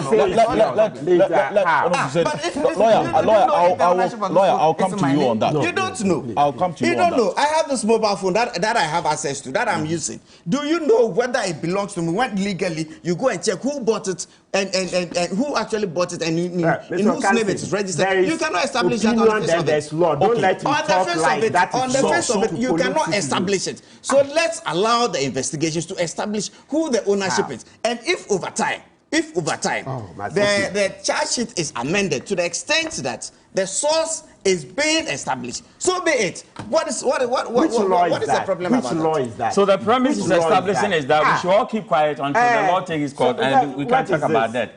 These are technical legal matters. You can't come and sit as a lay person and be pontificating. Let me now come to you on this. I have every right as a lay person to show and share my opinion on this case. You cannot say because I'm a lawyer. No, but these are technical legal matters. As a lay person, I will talk about. And so we are correcting you. So when we correct you, the person is a public right. The person is a public figure. Yes. Lawyer Martin Bebo, and before. So let's correct it before you get things in. Look, viewers, what he said is totally false. Listen, you go to the police station, you have to state exactly what it is. If you go in there, the property is not yours, and you state in the complainant statement that it's yours. Look, that's deceit of public. Yes, inconsistency. So when you get to court, what we do in court is that we call for the complainant statement. Yes. We read. Did you see when you went to the police station? What did you say? You said it's yours. Today you are saying it belongs to X. You destroy your case, please. I beg you. We are not saying don't comment. Alfred, technical matters, please. And that is why I am citing a typical example. Yes. I have the use of this phone this morning, right? It is mine at this point. On the face of it, it is mine. Okay. I lose this phone. I go to the police station. I state that my phone is missing. My phone is missing. And when the investigation starts, and the place or whoever is investigating wants to establish in whose name is this phone registered, then I'll come up with further and better particulars. But well, your initial position, you said... I'll come up with better and better particulars. Wait, it is mine. Your narrative, you said your phone was stolen. Your phone was stolen. You are the owner of the phone at the time it was stolen. Yes. You went to the police and said, my phone is stolen. Yes. If investigations go ahead and actually prove that the phone that you said is yours is actually not yours, you have deceived the police officer with your initial complaint that the phone belongs to you. Alfred, what I'm saying is, that's on the actually face of it, problematic. this morning, you assume that because I have possession of this phone and I have the right to use it, it is mine. No, you said that the no, phone... but you have just stated the narrative you are going with is what I'm questioning you Of course. Anyway, Lawyer Martin Kpebu, you see, this one, there's Alfred Tuah-Yeboah, Deputy Attorney General, says, good morning. The position is that the police submitted only one docket to the Attorney General, and that is the docket on the stealing pending at the Circuit Court. No docket relating to any case pending before any other court was submitted to us, which we now understand has been pending before a juvenile court. That's not what we are saying. What we are saying is yes, ought to have been commented on. Yes, that's what we are saying. Yes, so please, because that was also official. That was also official. So were they briefed or not? So the question is, were they briefed or not? Like, so it's now my turn. So Mr. Tuah-Yeboah, let us see, a very nice man. Okay. Yes, let's restate. What we are saying is that there is cause for concern that at a point in time when this matter was before the juvenile court, Madame Cecilia Dapaah petitioned the AG that she wasn't happy with how the prosecution was being done, and that, of course, she had suspicions about incompetence on the investigations and the prosecution and all that. It came there, so it means that it was the AG himself who was petitioning. AG delegated some senior officers to, meet the investigator. So it was a committee. It was grilled to find out, hey, when the minister petitions the AG, the investigator is suffered, though. That was the first investigator. He suffered. He was hauled before Interior Minister. He was hauled before the police hierarchy. All before Attorney General, everybody just poking him left, right, center, that he's not doing his job well, right? So what we're saying is that senior, and we don't want to mention names, I mean, you and I, we know each other, so private, you can ask me, we'll give you names, ask them. So the problem is that you've been saying this every day, that one docket was given to you, and we are pointing out to you that very senior people in your own chambers met the investigator and we're told about these things. So since the day we started mentioning that this case went to the juvenile court, why don't you just summon the senior people and ask them? Every time you bring this statement, one docket was given to us. I mean, it doesn't look, it's not forward-looking enough. We are saying, and we are lawyers, and we've known each other at the bar for all these years. Well, you can send me a message, call me, who are the people? Then you ask. But every time we mention this thing, only one docket was given to us. Yeah, but we've given you extra information that very senior people, very senior lawyers met the investigator. So why don't you, if you can't find them, ask me privately for names. I will supply you. But it's not encouraging at all that every time you mention this matter that this case was in court last year, then you get a refrain from Mr. Tuah-Yeboah that only one docket was given to us. Can't you do further investigations? Can't you? Maybe I'll reach out to him after this program to give him. But he is the big man, so and he has many people, so he can send people. That it's a possibility, and that's what he's saying. No. Let lawyer proceed. If it's a possibility. He is the public officer. He has a bigger burden. Yes. So if you've heard something, you ask me, oh, Kpebu, and we've known each other over all these decades. Oh, Martin, what are the names? Or this, you don't do, but you don't consistently bring an answer that only one docket was given to you. When we are giving you further information, further and better particulars, It's not good. So that's that's a specific response. Is that all? Yes. I mean, I think you've just responded to that particular person, especially because that has been the refrain or the narrative from the AG over the period, that it was just one docket and they have no knowledge of this case at the circuit court, which you mentioned. That this case actually began at the circuit court before went to the even to the juvenile court. Then somebody absconded. Then so it stalled the trial. From December, around December, the trial was ongoing into January this year. Then somebody absconded, and it stalled the trial. So all those saying that because somebody was a juvenile, that's why the case stalled. No, that's not the reason. Under our laws, even juveniles are tried. We have a different dispensation. I always say because we have to give them a second chance and all that. So it just stalled because somebody absconded, and it took a long while to look for that person. A lot of police intelligence and all that. Then, of course, good Samaritans or people who were very peeved. I'll tell you, maybe someday we should write a book about it. Look, let me tell you, the main side there, it tells you how sometimes citizens are motivated. The person who sought Madame Dapa and revealed the whereabouts of the person who absconded is because the person was pained that they weren't giving that person enough of the money. So this is what happened. The person heard the information that somebody had taken money, and they said, oh, is that so?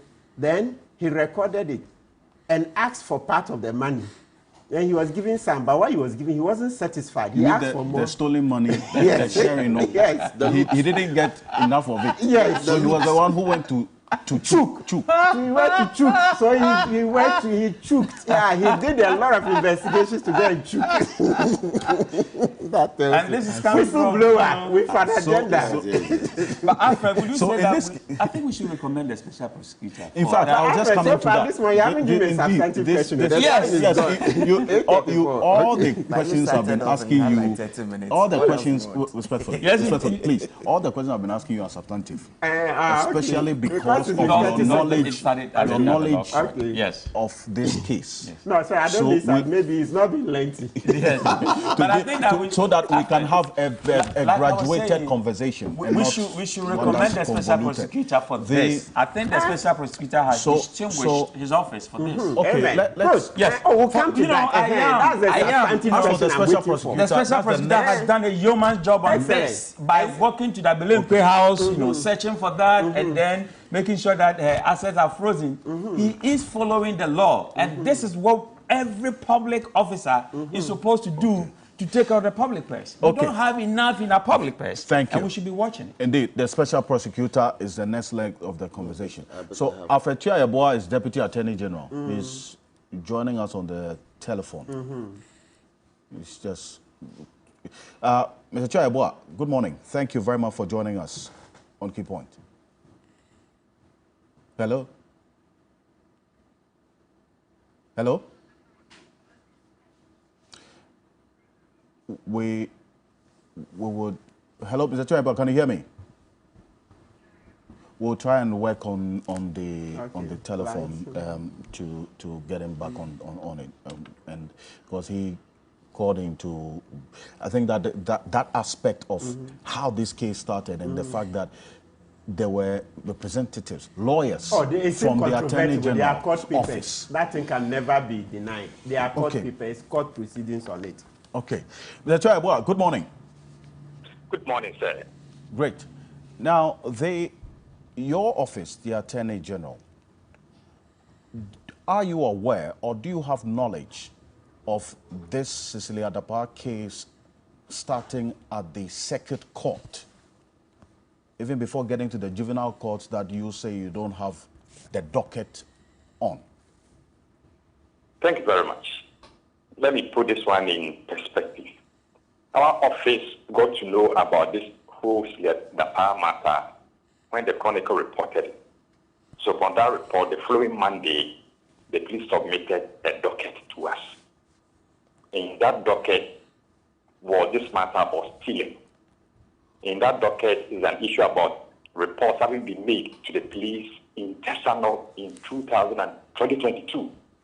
So in the advice that we rendered, we questioned why we could not even see the statement offered by the complainant at the case at Tesano.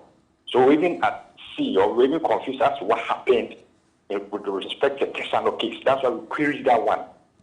Now, we only got to know about the statements given by Madame Dapa and the husband in July 2023. These are the statements. We saw statements given by the accused persons in July 2023. We saw nothing about cases pending in 2022, whether in the juvenile court or in the circuit court. But subsequent to our advice to the police, we got to know that actually there was a matter pending in the juvenile court, which we have taken steps to get the docket from the police. So that's the position.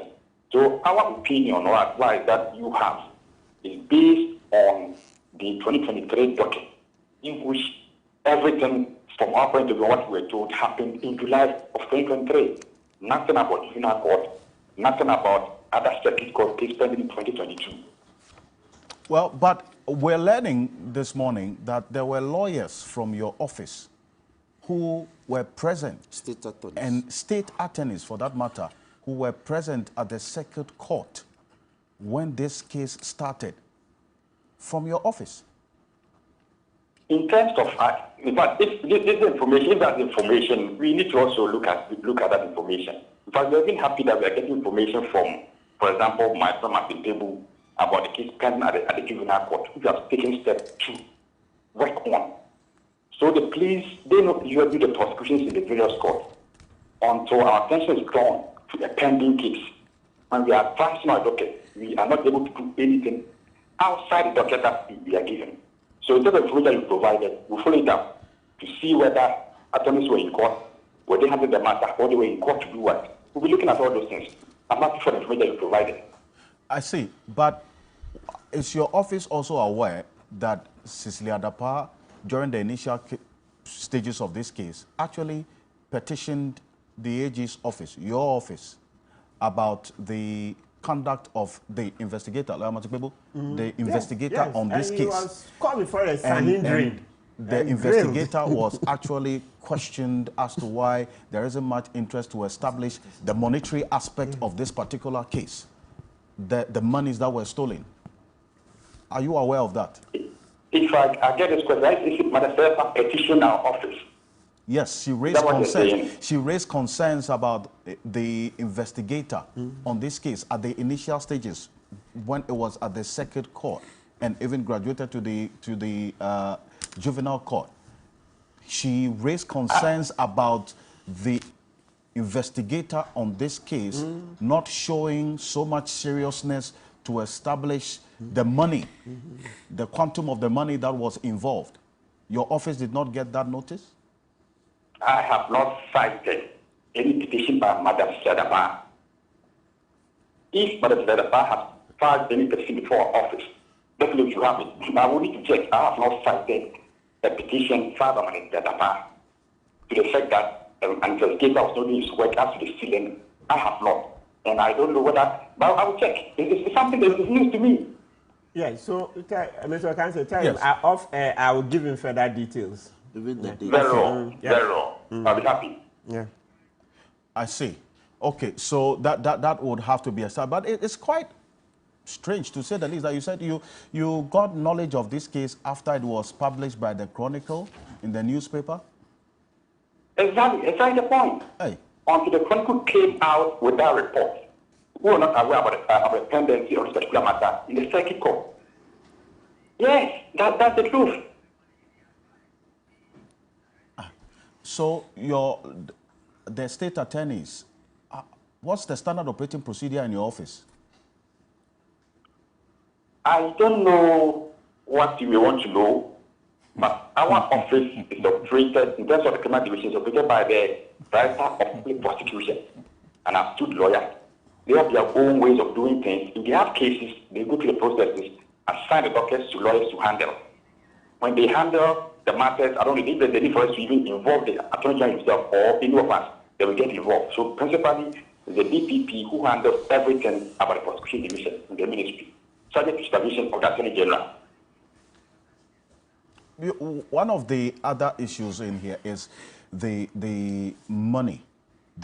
Your advice captured the narrative that the $800,000 belongs to her deceased brother, and then the $200,000 you couldn't, or she couldn't state the specific ownership of it. The current charge sheet, which per the law, as your colleague lawyers have indicated, supersedes the details of the previous charge sheets as stated, that the 1 million is stated here as money that belongs to Cecilia Dapaah. How do we reconcile the two? I don't think there's any confusion here. Now, our review of the docket established that Madam Cecilia Dapaah and her brother gave statements to the effect that the $800,000 belonged to the deceased brother. That's what we saw in the docket. Now, the police went to court last week and amended the charge sheet. Because they received our letter earlier than last week. We don't know whether they make further investigations and perhaps come to the conclusion that that money belongs to her. That's something that they need to inform us. So what happened in court last week, or within the week, is something that the police did without regard to us because they are permitted to do so. So we thank them to do further investigations and then report to our office for us to take up the matter. So let's leave them to work there. That's why they've had new information contradicting the statement on the document submitted to us. That's within their purview, and they have to notify us. In any event, I was also a bit happy when I read the motion filed by the OSP.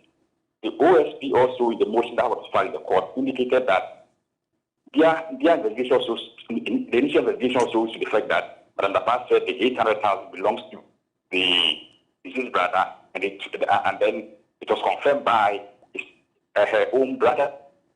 So I do not know how come the police are still saying it is $800,000 belonging to her. Maybe that's the new information they speak. We task them to do further investigations. So let's wait. But you also directed them to look into issues of money laundering, right? In this particular case, because we directed them to do issues of money laundering to know the source of the 800,000 Ghana cedis, the $800,000, the $200,000, and the 300,000 euros. So we are still waiting for them to give us the feedback on the investigation they've done with respect to the source of that money, to know whether we can have any charge of money laundering. Okay, but then you made reference to that narrative of the $800,000 being her deceased brothers, but then you still want to establish the true ownership of it, whether it borders on money laundering. Yes, in the statement, it was indicated by Madam Dapaah and the brother that $800,000 belonged to the late brother. We still insisted, in our opinion, that the police must establish whether indeed that money belonged to the brother or not. We were not taking the statement that she's given us as a gospel truth. I also task the police to also look at if the money belongs to the brother or whoever, the source of that money must also be established. Okay. Alfred Chua, thank you. For Lamatic people, so that is what's in, he just called in to make an intervention, but I think that the questions I've asked also brings up other issues. How does the AG's office work? I mean, I asked that question about the standard operating procedure, because if they got to know of this case only when it was published in the Chronicle newspaper, that is the AG and his deputy, that's concerning, to say the least. Yeah, that's what I raised earlier. So it tells you that because it's a big bureaucracy, so sometimes these things can happen. So now it means that it's the senior lieutenants who didn't draw their attention to it. Yeah, because they are quite senior. What is the process of briefing the AG? They have to brief the AG of some of these cases. I can imagine the case load. So that side, perhaps we should be looking at, maybe we can look into it further. I don't have too much information, but so sometimes it can be alarming. Yeah, but the special prosecutor now also stepping in, the latest development is that this accounts being frozen and the money's in there as well, and the further monies that were found at her residence. We've seen the monies quoted by the special prosecutor in his release, and the fact that he has also taken steps now to extend the period of the freezing of the account of Cecilia Dapaah. We counted 7 bank accounts held in 2 banks, and the monies that were found at her residence, additional money, $590,000 plus 2,730,000 cedis found at the Abilingpe residence, and authorized officers of the OSP seized the discovered cash sums on reasonable grounds that they were suspected tainted property in accordance with Section 32(1) of Act 959, and as it was necessary to exercise the power of seizure to prevent concealment of the cash sums. This is what the special prosecutor has done. How does that also change or bring a lot more dynamics to this particular case that we're dealing with, Lawyer Martin Pebu? Great. So today, that's a substantive question. This is the one that I was waiting for all morning. You know why?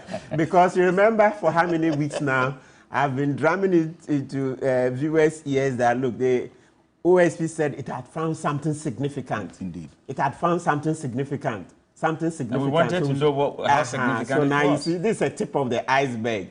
Then on the 17th, they are going to court on the 17th, right? That's when you hear the $5 million and the etc. Yeah, that's it. So at least you see with this one, at least this, they've stated it in the court papers, $590,000. If you convert into Ghana cedis, we are looking at least that's about 6 million, right? 6 million veritable Ghanaian cedis. And then 2.7 million. Can you imagine? That's on the day of the search. So at least, you remember what Professor Entry mentioned earlier, that the OSP has done a remarkable job. That's a yeoman's job. So you see what I've been saying? You see, the OSP is vindicated. But of course, we don't want the OSP to get solely headed. There's still a lot more to be done. So the naysayers, you still have a lot of work to do. Why not? Yeah, keep the vigilance. And then those of us who are support will also support. Then there's a balance so that he can continue doing the job. Yeah, so you see the case, somebody said the case keeps mutating. And so you know what? A lawyer says something, and that's profound. Of course, others have said it. Tunanda is hitting me. Now look, why don't we for now suspend the criminal prosecution and try to investigate, get these suspects, be able to reveal the identities of people who were coming to see Madame Dapaah, or did they see who brought money, who carried bags? That will help. Because you see, this investigation is ongoing. There's a part that, and we've mentioned it and I repeat again, we are not watching. Do you know that, we've said it before, if the people who gave the money don't come out, and it will be a miracle, it will take a miracle, and that's even putting it very nicely, for them to come out and say we are the ones who gave the money. They are not going to come out, most likely. Madame Dapaah is not going to hang herself by revealing those persons. Because under the law, there's a softer version. If you don't get the corruption, under the LI 2374, and also Article 286, Clause 4, once you cannot explain the source of the money, there's a lower threshold, there's a lower proceedings, which is that the OSP will start new proceedings for confiscation. That, okay, we found so much money, Madame Dapaah cannot explain, we are taking that money away. And that's always been our law, as I keep saying, even from Kwame Nkrumah's time. Kwame Nkrumah's appointees went through all that. The same lifestyle audit, they appeared before the Giage Commission. So those who couldn't justify their properties, some were prosecuted subsequently, and the properties were confiscated. Okay. Fast forward, so it's always been like that. So what I'm saying is that we may end up not getting a corruption prosecution because we are not getting the rest of the evidence that will show that this is a crime. Hey, because two people met privately or alleged or probably met and money exchange hands possibly over contracts. Hey, it will take a miracle for them to come out and say we met and then exchange this money. You see, so what the lawyer is saying, and which makes sense, is that look, perhaps we should suspend this criminal prosecution for now, because in any event, lawyer Dafiamekwa will tell you there is no limitations, so that we try to talk to the accused persons who knew Madame Dapaah and who were close there to get information from them. And depending on that information, how worthy it is, you just suspend this criminal prosecution, because that's how it is done. Sometimes you need to trade. You see, You need to, and that's the plea bargaining and all those things. So we shouldn't be rushing with this criminal prosecution. We should be interested in asking the accused persons. They should tell us who and who would come into the house, who and who, did they ever see money, so much, you see, so that, because, as I said, it will take a miracle for the people who brought their money to come out to hang themselves. Madam Dapai is not likely to do that. It's another interest that you have in there raises bigger questions about, you know, the asset declaration regime and so on. But you see, in other jurisdictions, when this happens, it triggers the establishment of structure systems, the amendment of existing laws, the institution of new laws to ensure that it doesn't happen again. Thank you. This was someone's dream to make $1 million. Other politicians are living the dream of someone who was dismissed for having the dream. Yes. Now that dream it's been actualized by others because after that, after her dismissal, we failed to put structures in place to ensure that whoever attempts to actualize the dream will be exposed, even if the leader at the time decides not to take the same action of dismissing whoever is involved. What has to be done? Yeah, so we'll come back to that thing about the new law, the conduct of public code of conduct of public officers. Yes, that law. And I'm happy, Professor Entry, you are very passionate about it too. So let's have a stakeholders conference. Some people have already agreed. Yeah. That we should have a I've told you and the honorable members. Thank you. So that's actually our next topic for the next thought leadership.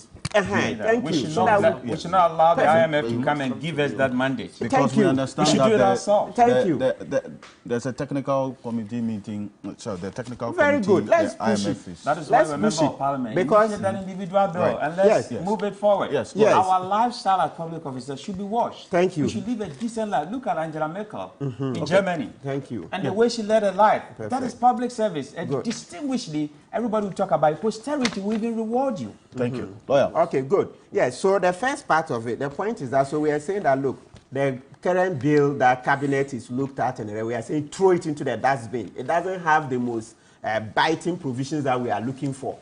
It doesn't have, and so we need to rework it. That draft bill for code of conduct for public officers is not strong enough. We need to rework it totally. Yes. Now, thankfully, the IMF has made it a conditionality. Yeah. So let's do it. Let's do it quickly. The government itself, as we are preparing to do our stakeholders conference, government should also maybe come and join us. Let's have one broad discussion. So number one, or is it number two, since we've said government should invite us, or come and join our coalition. Number two, so you look at the old law that for the past 4 or so weeks we've been referring to about publication of the assets.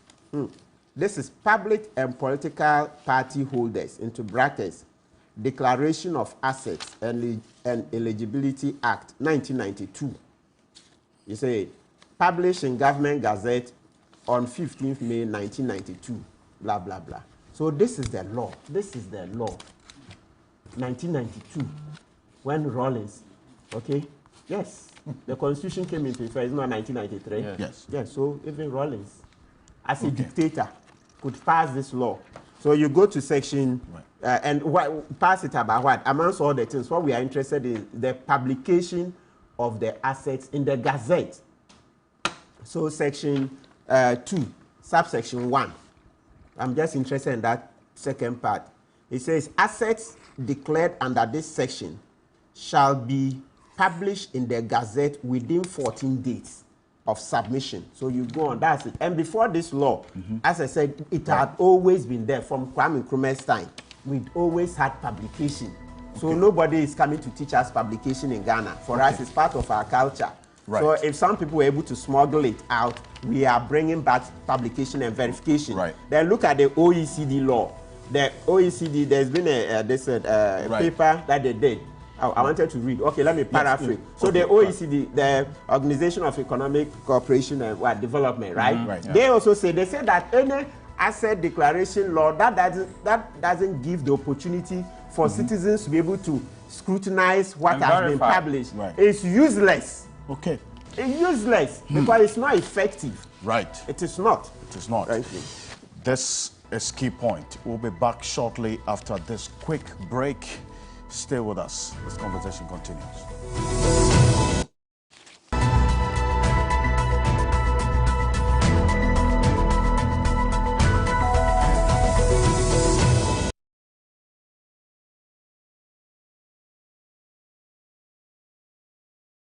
Jackpot of the week. Place bets and hit the jackpot.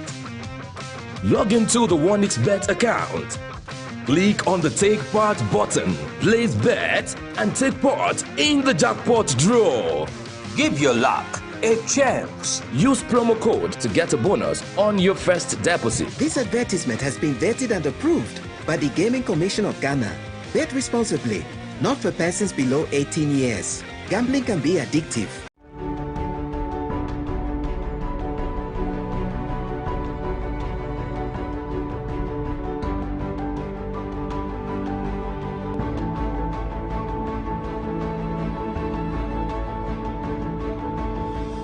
Feel adrift as you transition into a new stage of your life. The future seems like a blank space until you discover the passion within. The canvas of the future is yours to paint. Welcome to a world of opportunities. Heritage Christian College, offering world-class university education, training compassionate entrepreneurial leaders.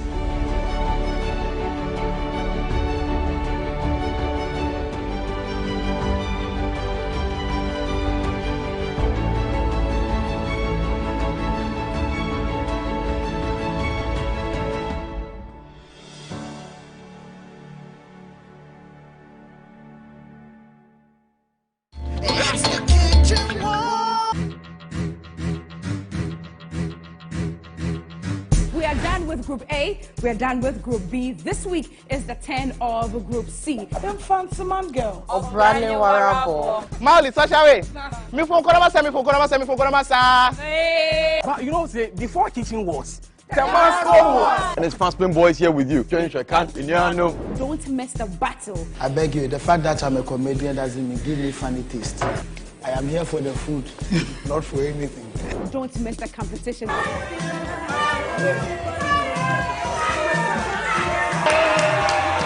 The heat will be on in the kitchen right here on TV3 on Sunday, 5 p.m. My name is Cookie, and this is Kitchen Wars Season 2. Kitchen Wars!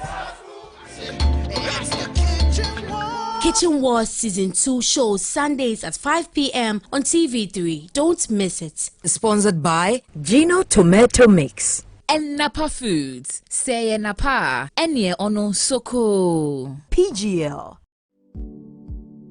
Our next guest on today's Woman is Mrs. God's Grace Aqua, owner and the curator of Godi Creative Band. Now, she is into making intentional pieces for the best times of your life that matter. Now, this is something we can all practice at home. You hold the ribbon this way, wrap it around your index finger on both the left and the right. Okay, so cross it over each other. It's like you're tying a knot. Okay, so cross it over each other like... Exactly. Like this? And then pass it through the hole. Okay. Then let it come out. Yes. But make a date with me here on Saturday, 3 p.m. sharp, right here on TV3. It is Today's Woman with Cookie. Today's Woman with Cookie T shows Saturdays at 3 p.m. on TV3. Brought to you by Latex Foam, Vlisco. My name is Shali, and I'll be joining the Ladies Circle this Saturday evening. Why do you think Ama Governor deserves to be a lawyer just like anybody else? To become a lawyer is not just about passing exams. It also comes with a responsibility that you have. When I was coming here, I have short hair. I dye my hair, color my hair, or, you know. But he said, for you to go on news, you can't take your colored hair on there. It's the reason why you never sit on TV or create a YouTube channel and talk about your sex life. Oh, I slept with this person. It was like this. I just might. You will not do that. Hello. Presenting. What were you doing? President. You should have done like this. No. You don't want to miss this. The Ladies Circle shows this Saturday at 6 p.m. on TV3. Brought to you by Yaz Sanitary Pad, Yumvita, MTN, Woodin, Nivea, for your shade of beautiful.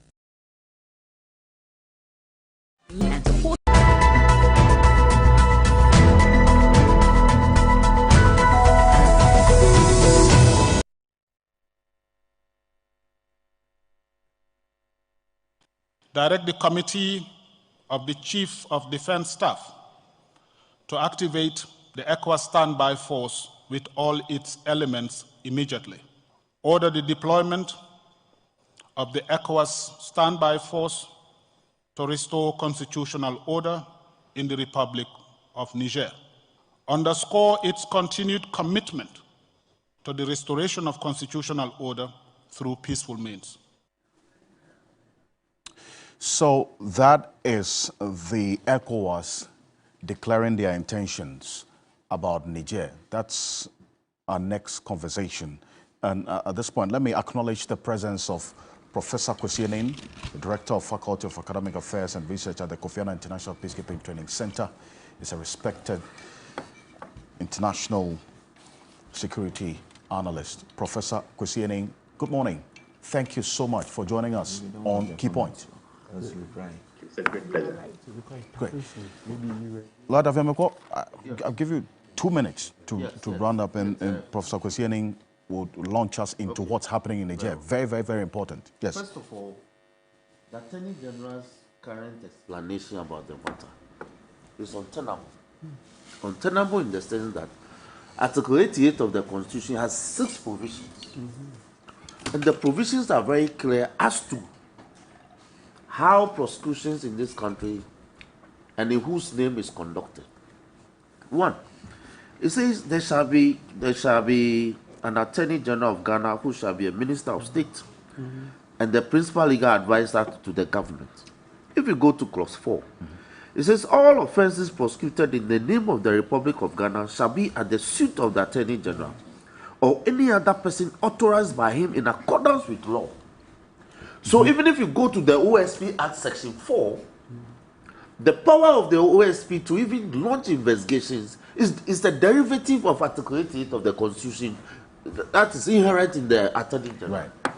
So the point I'm making is that you cannot say that a docket referred to your office is so deficient in terms of content, such that you offered an opinion, a legal opinion on the matter with a deficient docket.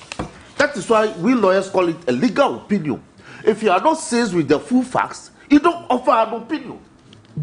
You ought to have looked at all the angles and perspectives and the agencies looking into the matter, obtain relevant documents, investigative documents, before you offered an opinion. So the Attorney General says that they are not saying. So look, under the AG, we have assistant state attorneys, we call the ASAs, state attorneys, senior state attorneys, principal state attorneys. Then it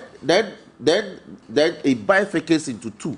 A chief state attorney under the civil division, then director of public prosecution, DPP, under the criminal division, before it gets to the Attorney General himself. And the Solicitor General. Thank you, and the civil. So you cannot say that investigations conducted by your office pursuant to a complaint hasn't come to your attention. Nelson. It means they are running the place like a sole proprietorship. Nelson. It's unacceptable. Nelson. Lawyer. It's unacceptable. That's a structure. Look, I want to bear with Senior the explanation exposes a lot of deficiencies at the office of that. And that's a fundamental question that is being raised. Should every case get to the AG himself? Sorry? Thank you. Should every case get to the AG himself? Thank you very much. Why not? The point well established. Thank you. That is why we call it AG's advice. Thank you very much. They don't call it deputy AG's advice. They run a system. They run a system. The system has functioned. Thank you. As you run a system. Thank you very much. That's why it's called AG's advice. The fundamental and very important question that you raised there. Thank you.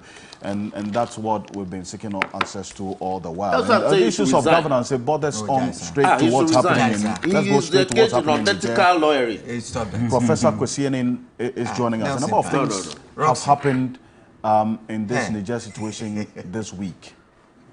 And Prof. Kwesi Aning, now there's been a resolve, at least the resolution by the ECOWAS 2 days ago, to deploy its standby force to Niger. Afterwards, we've seen Côte d'Ivoire pledging 1,000 troops in support of this standby force. And we've seen another neighbor of ours, Burkina Faso, pledging support for the junta, I mean the military leadership in Niger. How slippery is Ghana's position in all of this, especially considering the different positions that our neighboring countries have taken on this matter?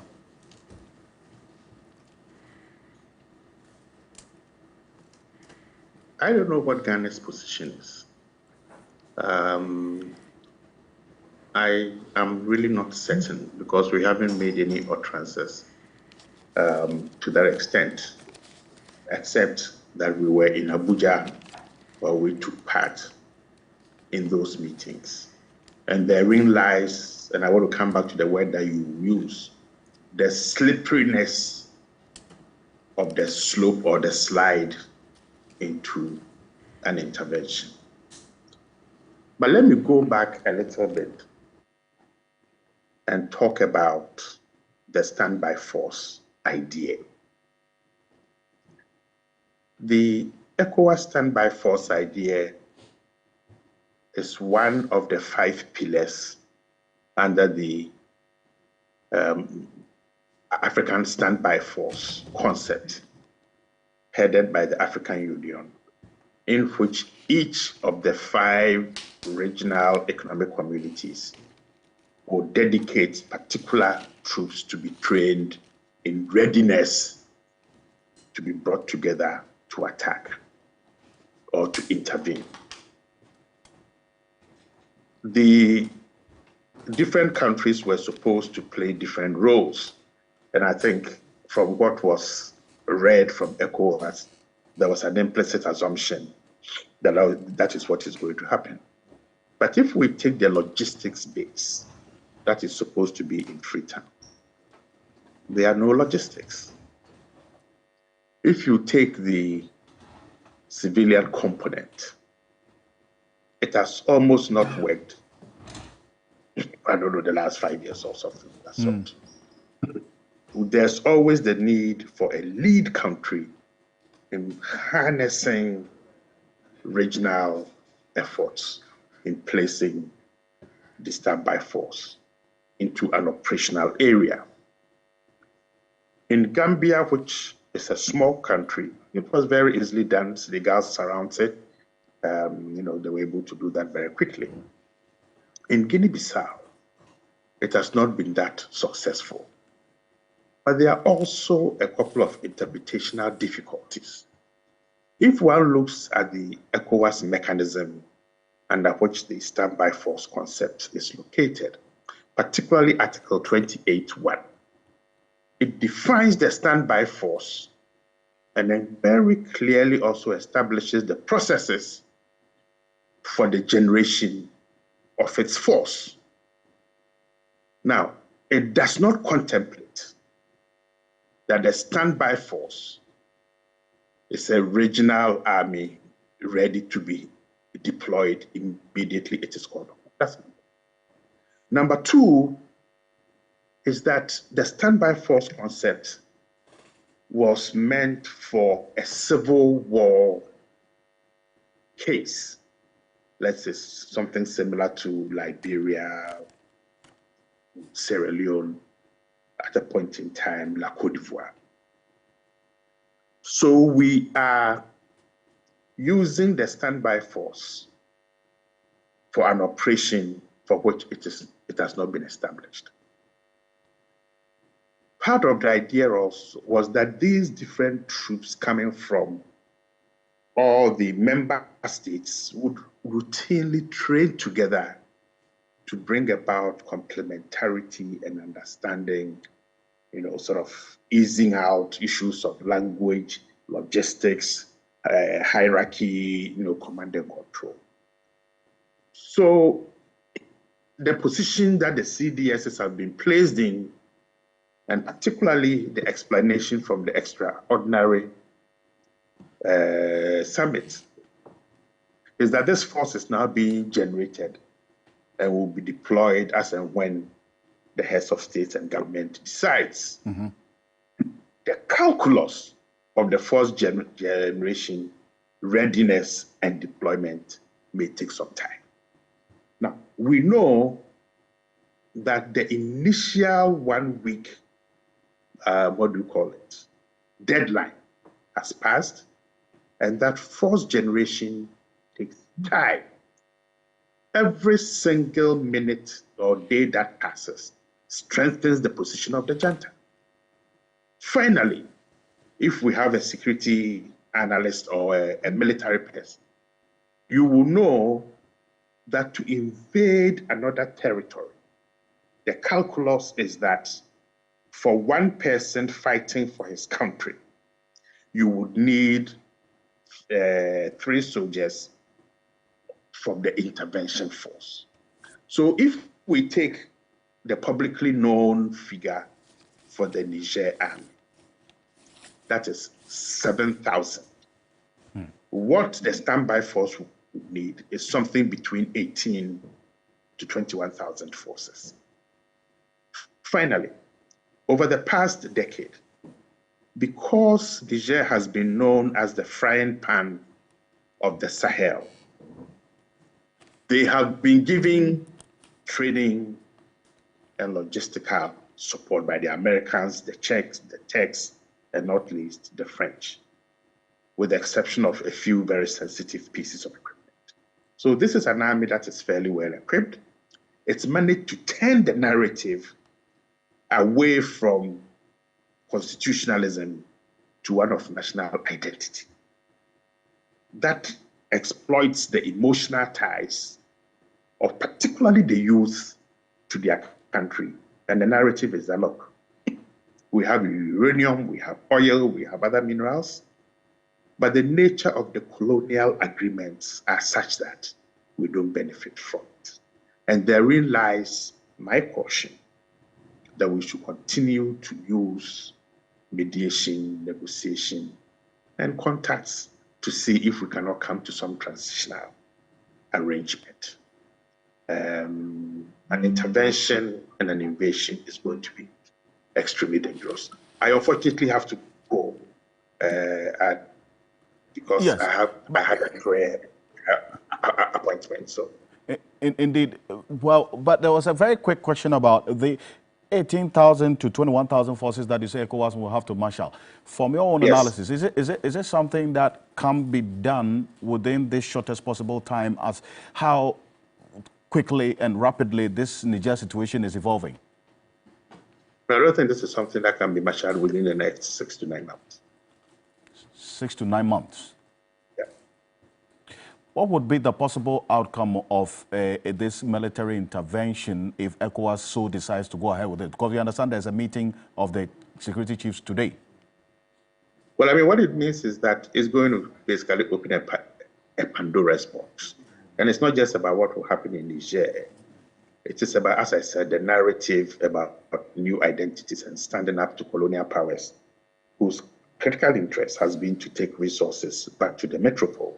But not only that, the Niger case also raises fundamental concerns about issues of security force assistance. What kind of security force assistance do you provide to a country like Niger, in which those who provided the assistance, the US, Czech, Turkey, and France, did not understand the underpinning tensions and stresses within both the military and amongst the political hierarchy? That raises concerns as to how we define what our own interests are, the nature of the threat, and by extension, the kind of support that we need from those who call themselves partners.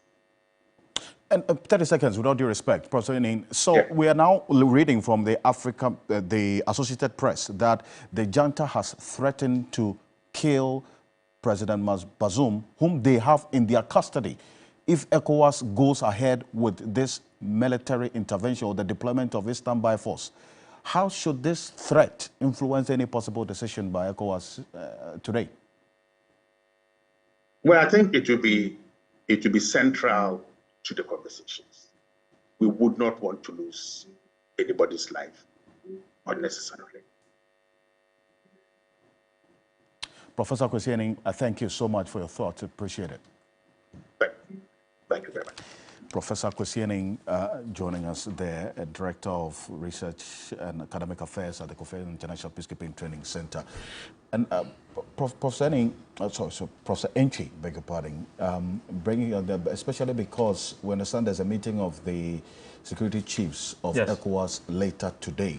Yes. And the fluid nature of what's happening in Niger, ECOWAS has earlier given indication of the deployment of a standby force, and then also where Ghana finds itself, because two of our neighbors have taken different paths.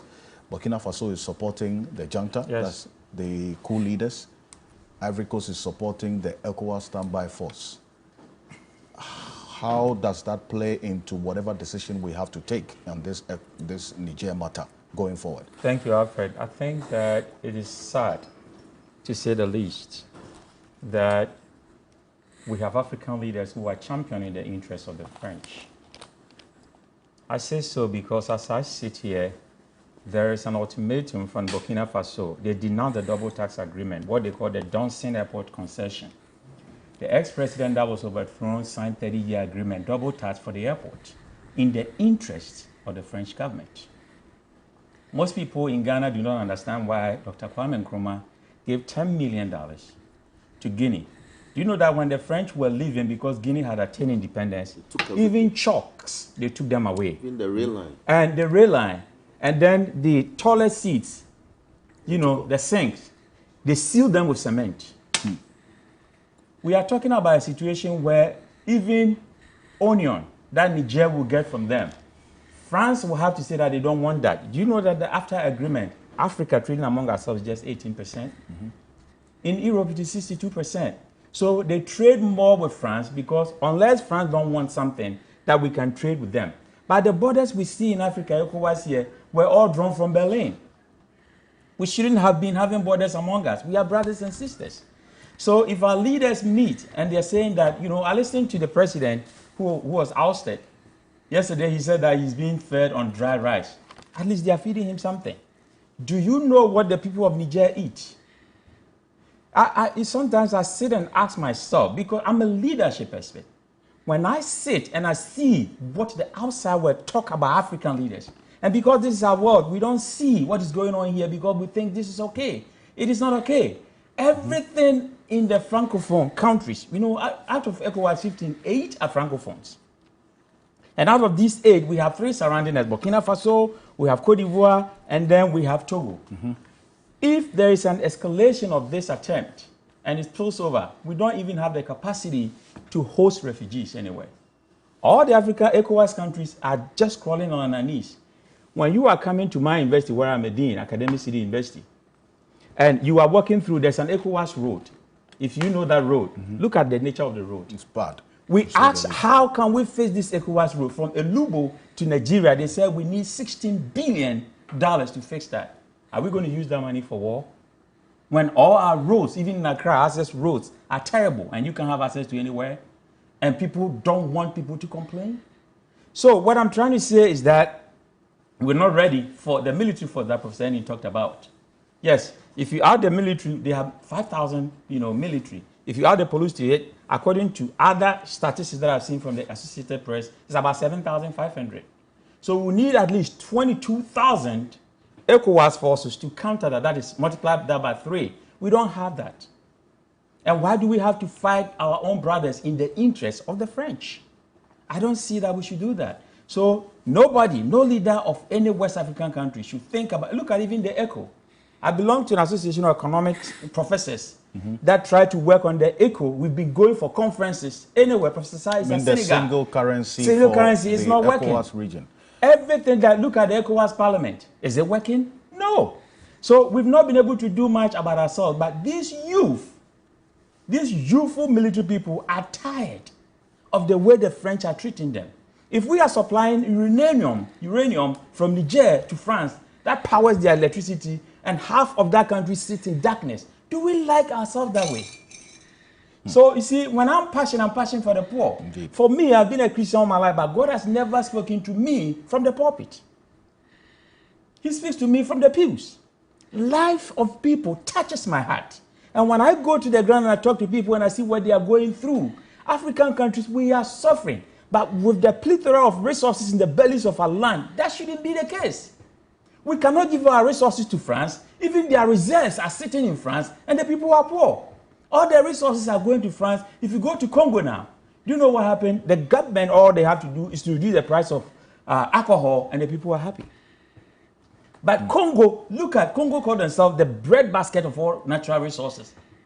The cell phones, the laptops, all these raw materials are coming from Congo, but go and see poverty. What are we doing to ourselves? And all rests on leadership. The leaders, so to say that we are going on war, we are threatening them, they are keeping the leader, the Usted president. Nobody has touched him. We like it that way.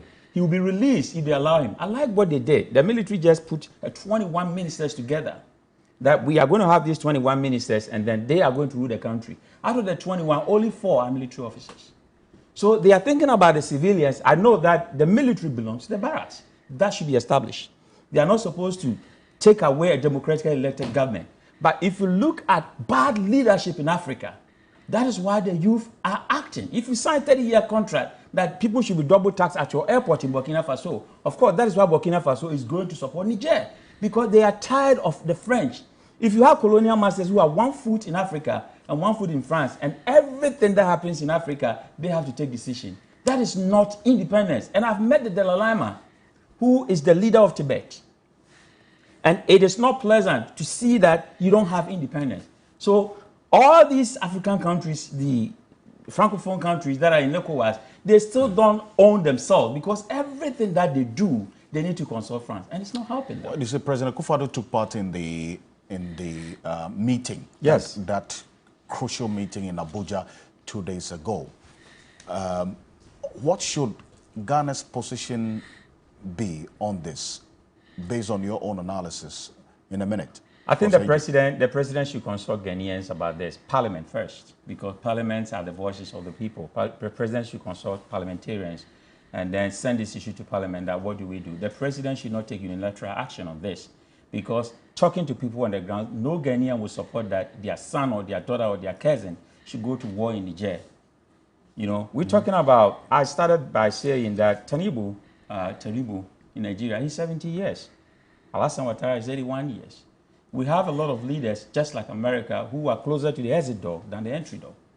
And I'm talking about in age-wise. And the youth don't want any spilling of blood. We don't want refugees. We know what happened at Bujumbura, to Liberia. Up till now, Liberian executives are coming here, and even in academia, we are helping to ramp up the education system. War has devastating effect. So that should be out. We should dialogue.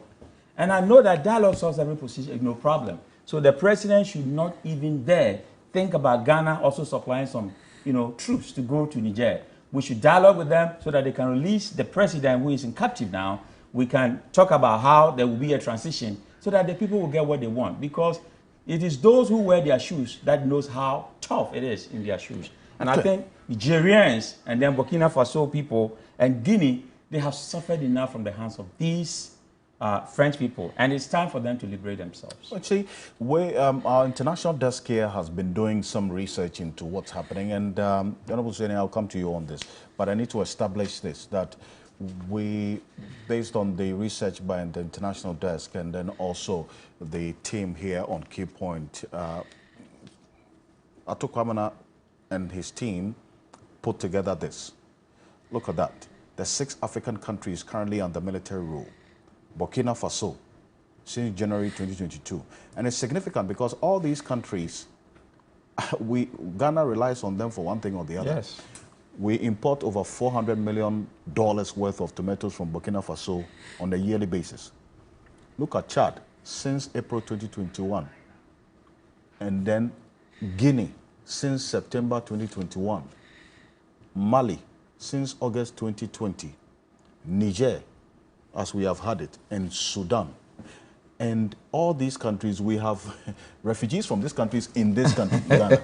We have, apart from Sudan, all these countries are Francophone countries. So it comes back to the point, Professor Nki, you were making. And look at their positioning on the African map. The Sahel, in the middle. In the middle. So if you look at the number, Burkina Faso alone is 22, almost 22 million people. Absolutely. So Alfred, if you look at this number, we have over 100 million of these countries, the population, that are into military hands. You see, you see the opposition there in that linear form. And let's establish the fact that these countries are resource rich. That also is a very major part of that's what we call the Sahelian region. Yes, and all the resources go to France. Every resource they have go to France. How do you live as an individual when you are so impoverished? And then every resource that you have, they impose leaders on you so that the leaders will toe to the line of France. Are you elected to, work for the interests of your people or for the interests of the others?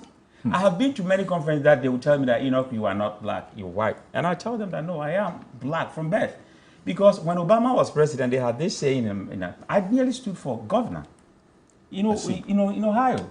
And people who know me, I don't talk about myself. But what I can tell you that in Obama's time, they talked about whites, honorary whites, and a bunch of black entities. But you've contested elections in Ghana before? Yes, I have. Really? Yes, I have. As what? I contested as a member of parliament. On the ticket of NDC. Just this last election. You mean 2020? Yes. This 2020. And I will tell you a lot about myself. I denounce my citizenship that people don't know. So when people are talking about Assin Central and everything, come to me and I'll tell you how these things all work. I have plethora of knowledge that I'll share with Ghanaians. Alfred, what is happening is that we have had bad leadership in Africa. That's the bottom line. Okay. And they have always championed the interests of the West. It is shameful for us to go to IMF every 4 years just to beg for 3 billion Ghana cedis. When we are spending those 6 billion Ghana cedis just from what happened at the Bank of Ghana, $6 billion. That is 60 million Ghana cedis, $6 billion. Yeah. It's what, and if you look at the more practices in what the Auditor General is coming out with, we're talking about almost 3 billion that we lose through more practices every year. So the money that we are borrowing, we can have them here. Magufuli did that. He never went for loan.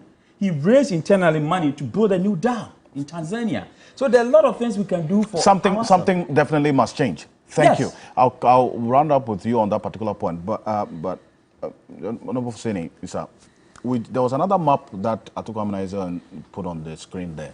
That's these countries where the military bases are located in Africa. Look at that. The foreign military base in Africa. Most of the countries that have these instability situations have the foreign military bases located in there. The yellow colored countries are the countries without the foreign military base. So you see, Ghana is also colored red, are the countries with a foreign military base, because we know there's a U.S. military base here in Ghana. Cote d'Ivoire, you have France military base there. In some countries, you have as many as 4 foreign military bases in there, and so this is concerning, is it not? Yes. Yeah, Alfred. This trend of instability, particularly in the last 2 years within the Sahelian region, is something we should all worry about.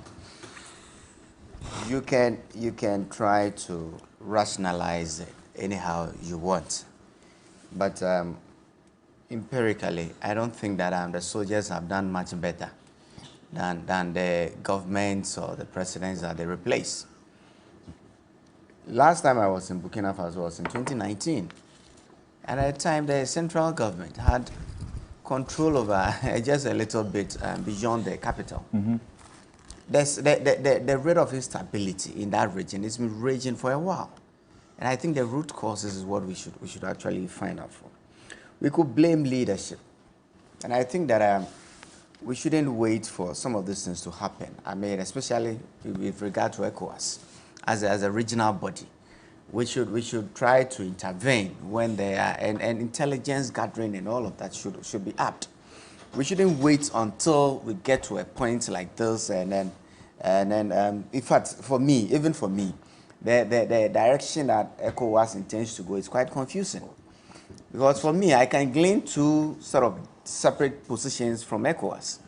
The first one being whether they want the junta to leave office and hand over to the ex-president.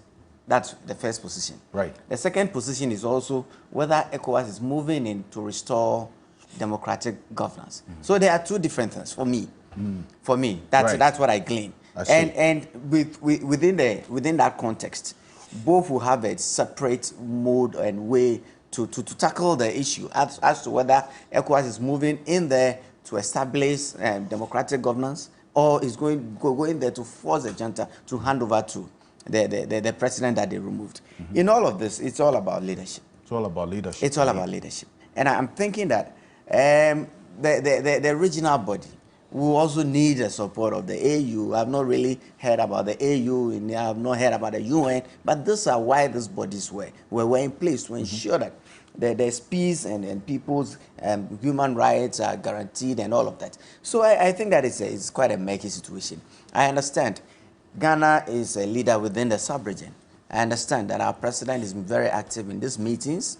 The government has not come out yet with a position, unlike a country like Ivory Coast. We've heard that they've already committed troops. Yes. I know, and I'm sure that the president wants to consider all sort of options before they come out with a definite way or how Ghana is going to tackle this situation in this year. And so I think that in the next couple of days, we should be up and doing as to what the government of Ghana intends to do. Nigeria, for me, is shown leadership that we actually need. I think Tinubu has been firm about this as to whether the action he intends to take or the direction in which he intends to take the sub-region is the right direction. It's another thing. But for me, ECOWAS will have to be definite. What does ECOWAS want to do?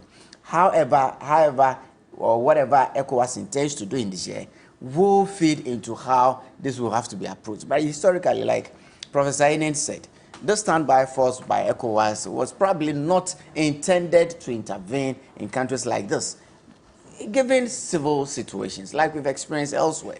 I mean, for some of us, we were quite young, but we saw what happened in ECOMOG situation, the situation in Liberia, Sierra Leone, and all of that. ECOWAS went in swiftly. It dragged on. It took a lot of resources. Countries actually suffered for the pressure or the resources they had to commit to the ECOWAS force. But ultimately, we were able to achieve whatever we went into Liberia or Sierra Leone to do.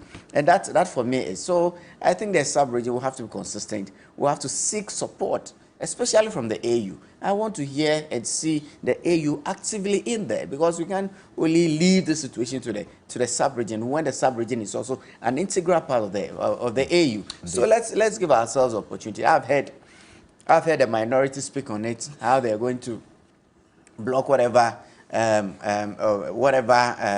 commitment the president might make in committing troops. I think that they're putting the cart before the horse. Okay. We should be patient. Let's allow the government to look into all possibilities and take a stance, and then we can feed into however we want to participate in whatever happens in the year. Okay, thank you. But to talk about the AU's involvement, what I do know this week is that there was a delegation made up of the AU, the United Nations, and ECOWAS, which sought audience with the military leadership in Niger.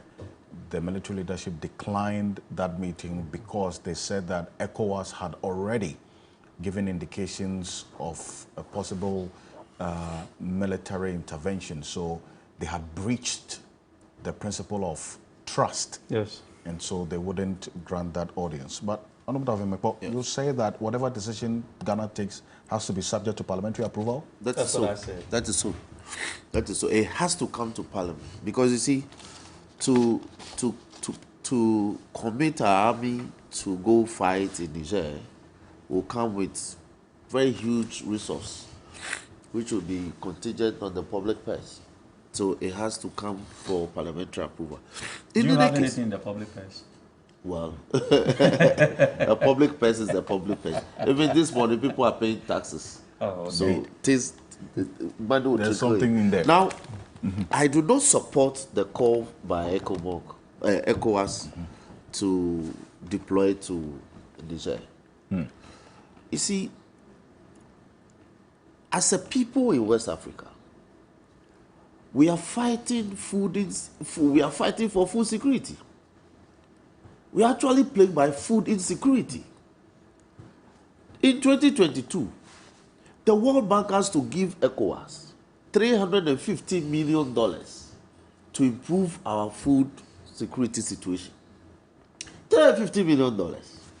This year, just in May or April, Parliament have had to approve some loans for government, including $150 million to fight food insecurity or fight against food insecurity. We are borrowing to look for food to store for our people. We are hungry, and yet we want to go to war.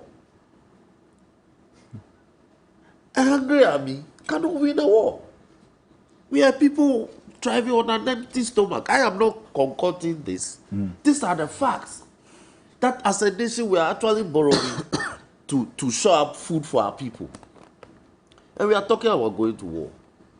Look, if you look at the Sahelian countries, beginning from Senegal, Mali, Burkina. Yeah, the map that we showed. Burkina, Niger, Chad, all the way to Sudan. Burkina sits in the middle. Yeah. And Burkina is in support of the insurrection in Niger. So is Mali. Algeria has just declared that they will provide electricity to Niger for free. So if Nigeria cuts power source, their source of power to Niger, Algeria from up north says they will supply downwards for free. They will They feel the pain of Niger. Thank you. They feel it. So within a week, hold on. I was quiet. Within a week, they are marshalling support. So ECOWAS should rethink this up. Look, ECOWAS has become made up of, some old men who themselves are not clean. A lot of the elections that put these people in office were conducted under very controversial circumstances. You are seeking, look, it's become a rendezvous of old men who are seeking to discipline combat-ready young men who are in uniform. They won't succeed. So the grandstanding approach to handling this matter should be discarded, and they should use tact and diplomacy and get the deposed president out and ensure that some roadmap will be agreed upon, and like they did in Burkina, so that elections can be held in the foreseeable future. This grandstanding want to deploy army. You Tinubu, you don't have your cabinet in place. You are want to deploy army. No wonder said they shut him down. So it won't happen. You don't even have them. Look, now soldiers in a lot of countries like Ghana, they are not ready to go to some of these places and die very unreasonable death. They won't. Today themselves will not be ready. Look, what is the status of ECOMOG? We should be evaluating the work ECOMOG has done. ECOMOG has not succeeded in preventing coups. So when it happens, the crisis happens, they even move in. What has been the evaluation? Okay. We should think of how to ensure that there's sanity in Niger, so that the ordinary person walking the streets of Niamey will get food in the village. Niger is so vast, and the population is so sparse. From one city, one town or village to another, you can drive for 100 kilometers before you get to the next village. So when you have a country like that, whose population is sparsely located, it's important that we bring in emergency relief program for the people because of the crisis in the capital and in the country. So I would rather urge that we adopt a diplomatic approach to resolving the Niger crisis. Okay. Thank you very much, Honorable Nelson Roxanne Dafiamekpo. So we will see whatever decision that is taken, and you are asking that whatever decision is taken actually comes before Parliament for approval. Yes. Now, let's go to the next and final issue.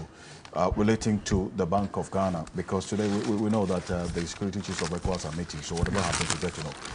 This week, you, the minority, asked that the governor resigns because of the over 60 and the billion board. And the board. And the entire board. The entire board. Now you've extended it to the entire board of Bank of yes. Ghana. They should go because of the over 60 billion cedis loss that it posted on its books as at the end of 2022, as published. Take a look. As we speak, the central bank has a negative equity of 55 billion Ghana cedis. Negative equity.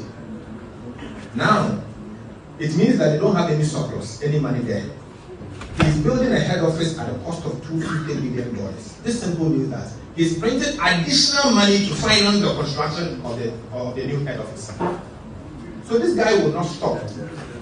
And Kwame said that it's the fastest growing building in Accra, project in Accra, in Ghana. So he could tell you that since he's the printer, he's only printed by the day. We are urging you all, colleagues, fellow Ghanaians, our brothers and sisters from the media, that join us in this call. It is for us to secure our country. We have to get this man out. Let us get the new governor, and let that governor come in and learn that the predecessor was pushed out for ABCD, so he will not go there. If we are not careful, and we are to allow this governor to stay in the office, what will happen is that we will set bad precedent for future managers to do same and to destroy our livelihood. He has depleted Ghana's reserve to about 1 week of import cover. The finance minister informed us that even with the IMF money, additional drawdown from the IMF, by the end of the year, Ghana's net international reserve will be about 3 weeks. 3 weeks. Is this the government want to keep in office? He has messed us up so much that we cannot wait to see his back. 21 days time, to say bye-bye to the government. Okay, so that's Dr. Kesela Tofosin, the minority leader there. Honorable Fuseni, so the justification by the Bank of Ghana for this, first, this new head office, even at this time, what we're going through is that the old building cannot stand earthquakes and earth tremors. I mean, the concern here is an issue of the pressing needs we are faced with, the priorities as we speak. Can that be justified in any way, shape, or form because of the current exigencies of the time? Alfred, I don't know whether you're limiting this whole thing to no, the office we'll graduate building. to the, no, just yeah, but I am aware that the central bank or the Bank of Ghana has been making attempts since 1990 to relocate from its current location. And I have a plethora and a lineup of attempts, places the bank has gotten, attempts to put up new buildings and all of that. And this earthquake thing is, I don't know where that one is also coming from, but well, it's in their statement. Hitherto, yes, I mean, it is one of the, but hitherto, the Bank of Ghana was very isolated, even on the high street. Now, one of the arguments also is that the central business district is caught up with the central bank. And I don't know how that threatens the security of the place. I'm not an expert.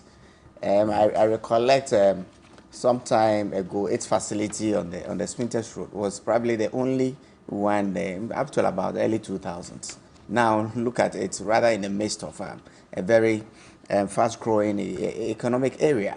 I don't know how, but I am aware that since 1990, the bank has been trying to relocate from its current place.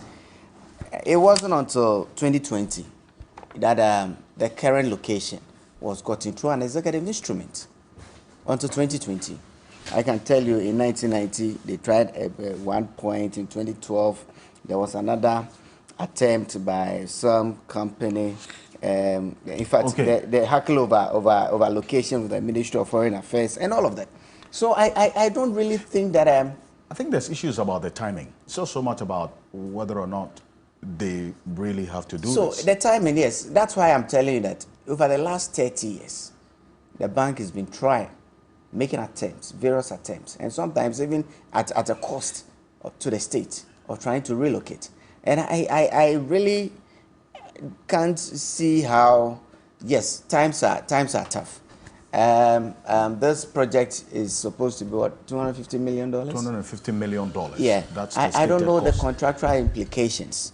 I'm not too sure. I've not seen the contract that who is building and what the effect could be if the project could be stalled. I don't know what payment has happened in the last couple of years. It's all quite kind of very, very, very swift. So for us to say that because of the times, this project should be stalled, I think that we really have to look at its implications. Would it also go into some other cost to the state if it's truncated? It's all things that another issue is the writing of the 48 billion cedis debt owed by the government of Ghana to the Bank of Ghana.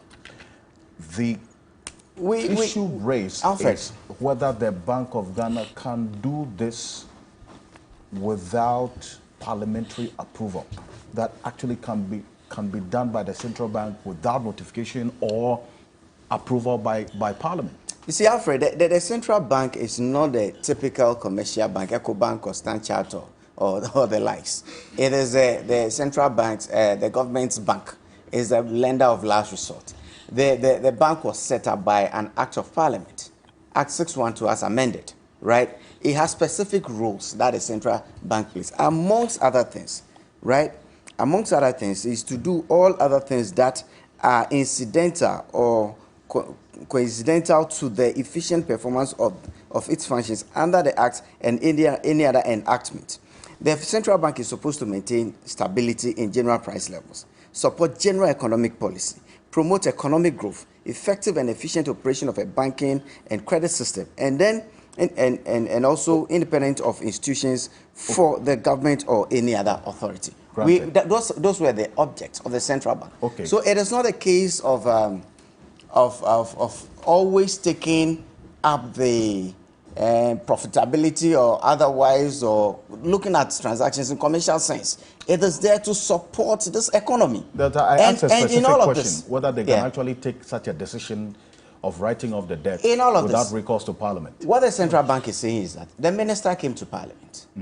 The minister sought the consent of Parliament to undertake a program, which is a debt exchange program. Okay. And as part of it, the central bank, being the government of the bank of the economy, it was part of the process. So the presumption is that once Parliament gave go ahead to the debt exchange program, it certainly will affect whoever are holding whatever securities, whether marketable or non-marketable. And that is the extent to which the DDEP affected the performance of the central bank. Your statement is qualified, the presumption.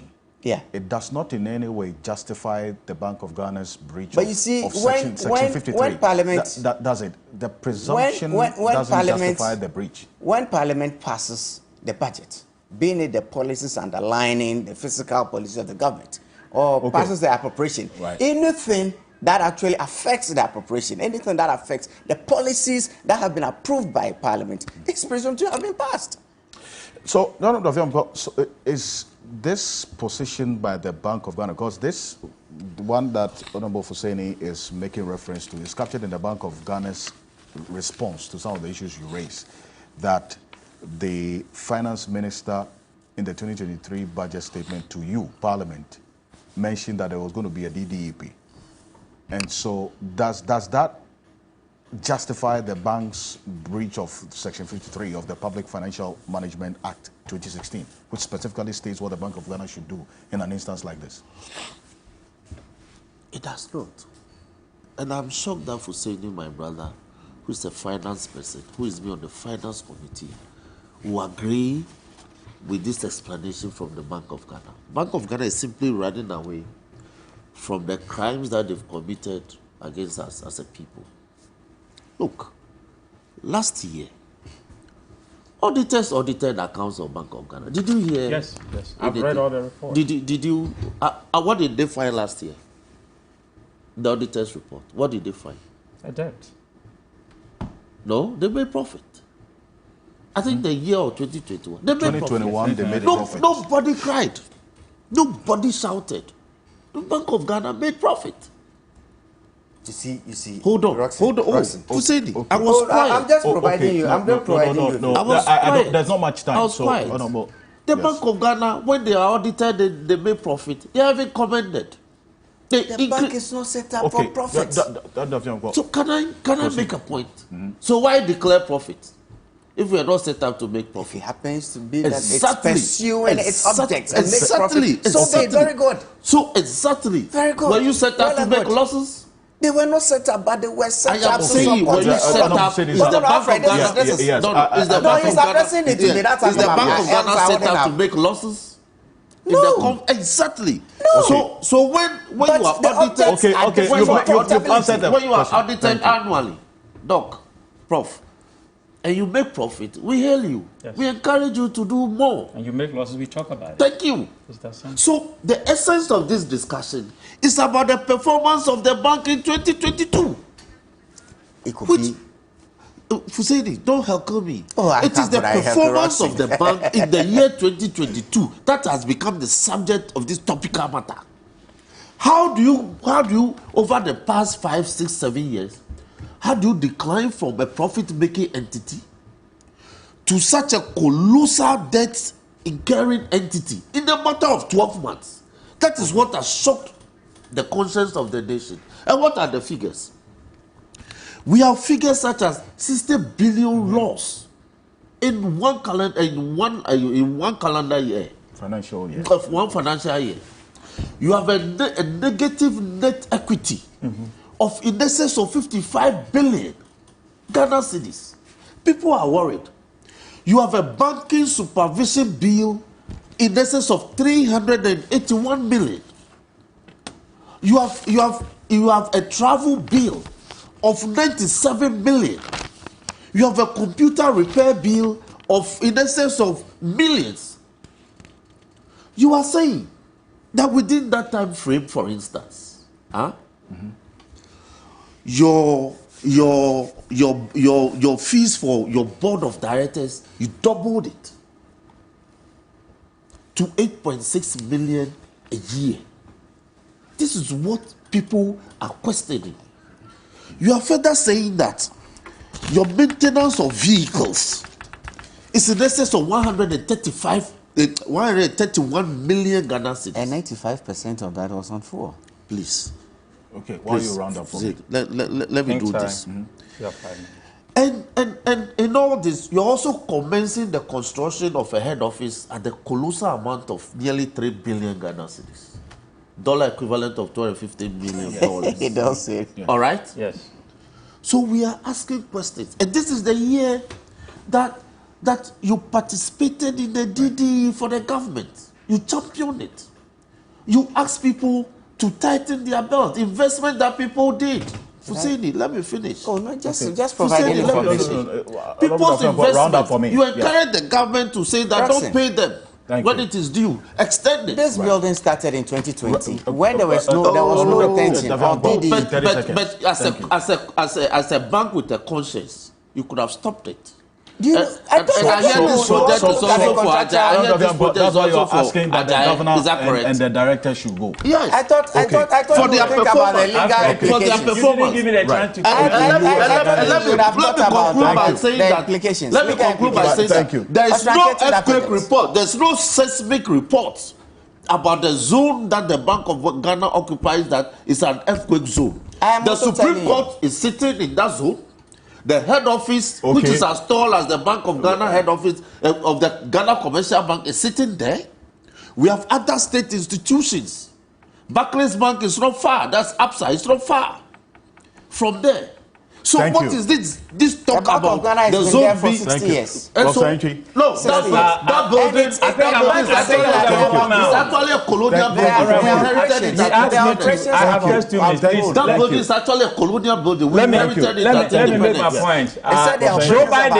Joe Biden will the Royal Bank of England is still occupying the 100-year. I think he gave me the floor now. They have a lot of annexes. He gave me the floor now, please. Thank you. Please. Joe Biden will say that it's a bunch of malarkey. it's pure nonsense. Yeah. Let me put it in a blunt way. Yesterday I saw a post from Professor Jampo.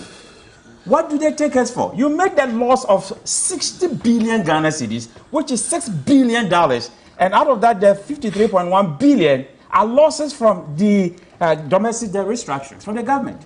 And you are saying you need another money to go build a new office? Our elders said that when you owe, you don't eat sardine.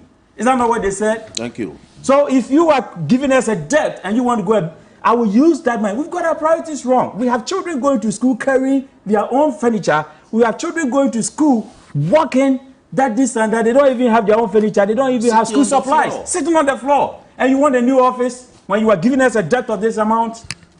Let's be serious in this country. I'm tired of this.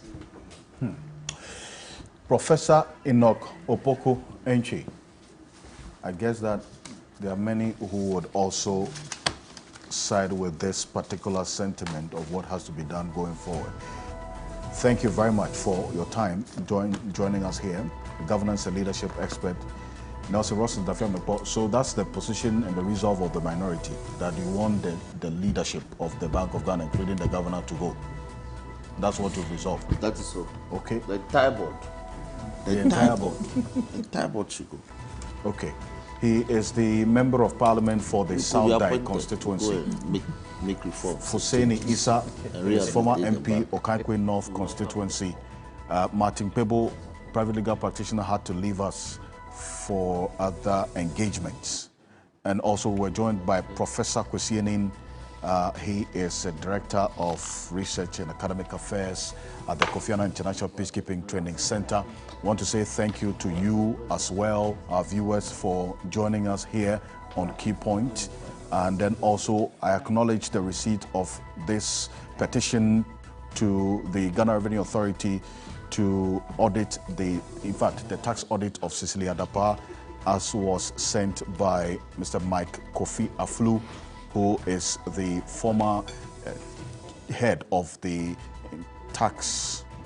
That's associated. Yes, we had to just put it down. I see. So I just had to put it down, the receipt of this particular petition. So this is something that we take keen interest in as well. On behalf of the team, thank you so much for staying with us. I am Alfred Kansei. Have a great weekend.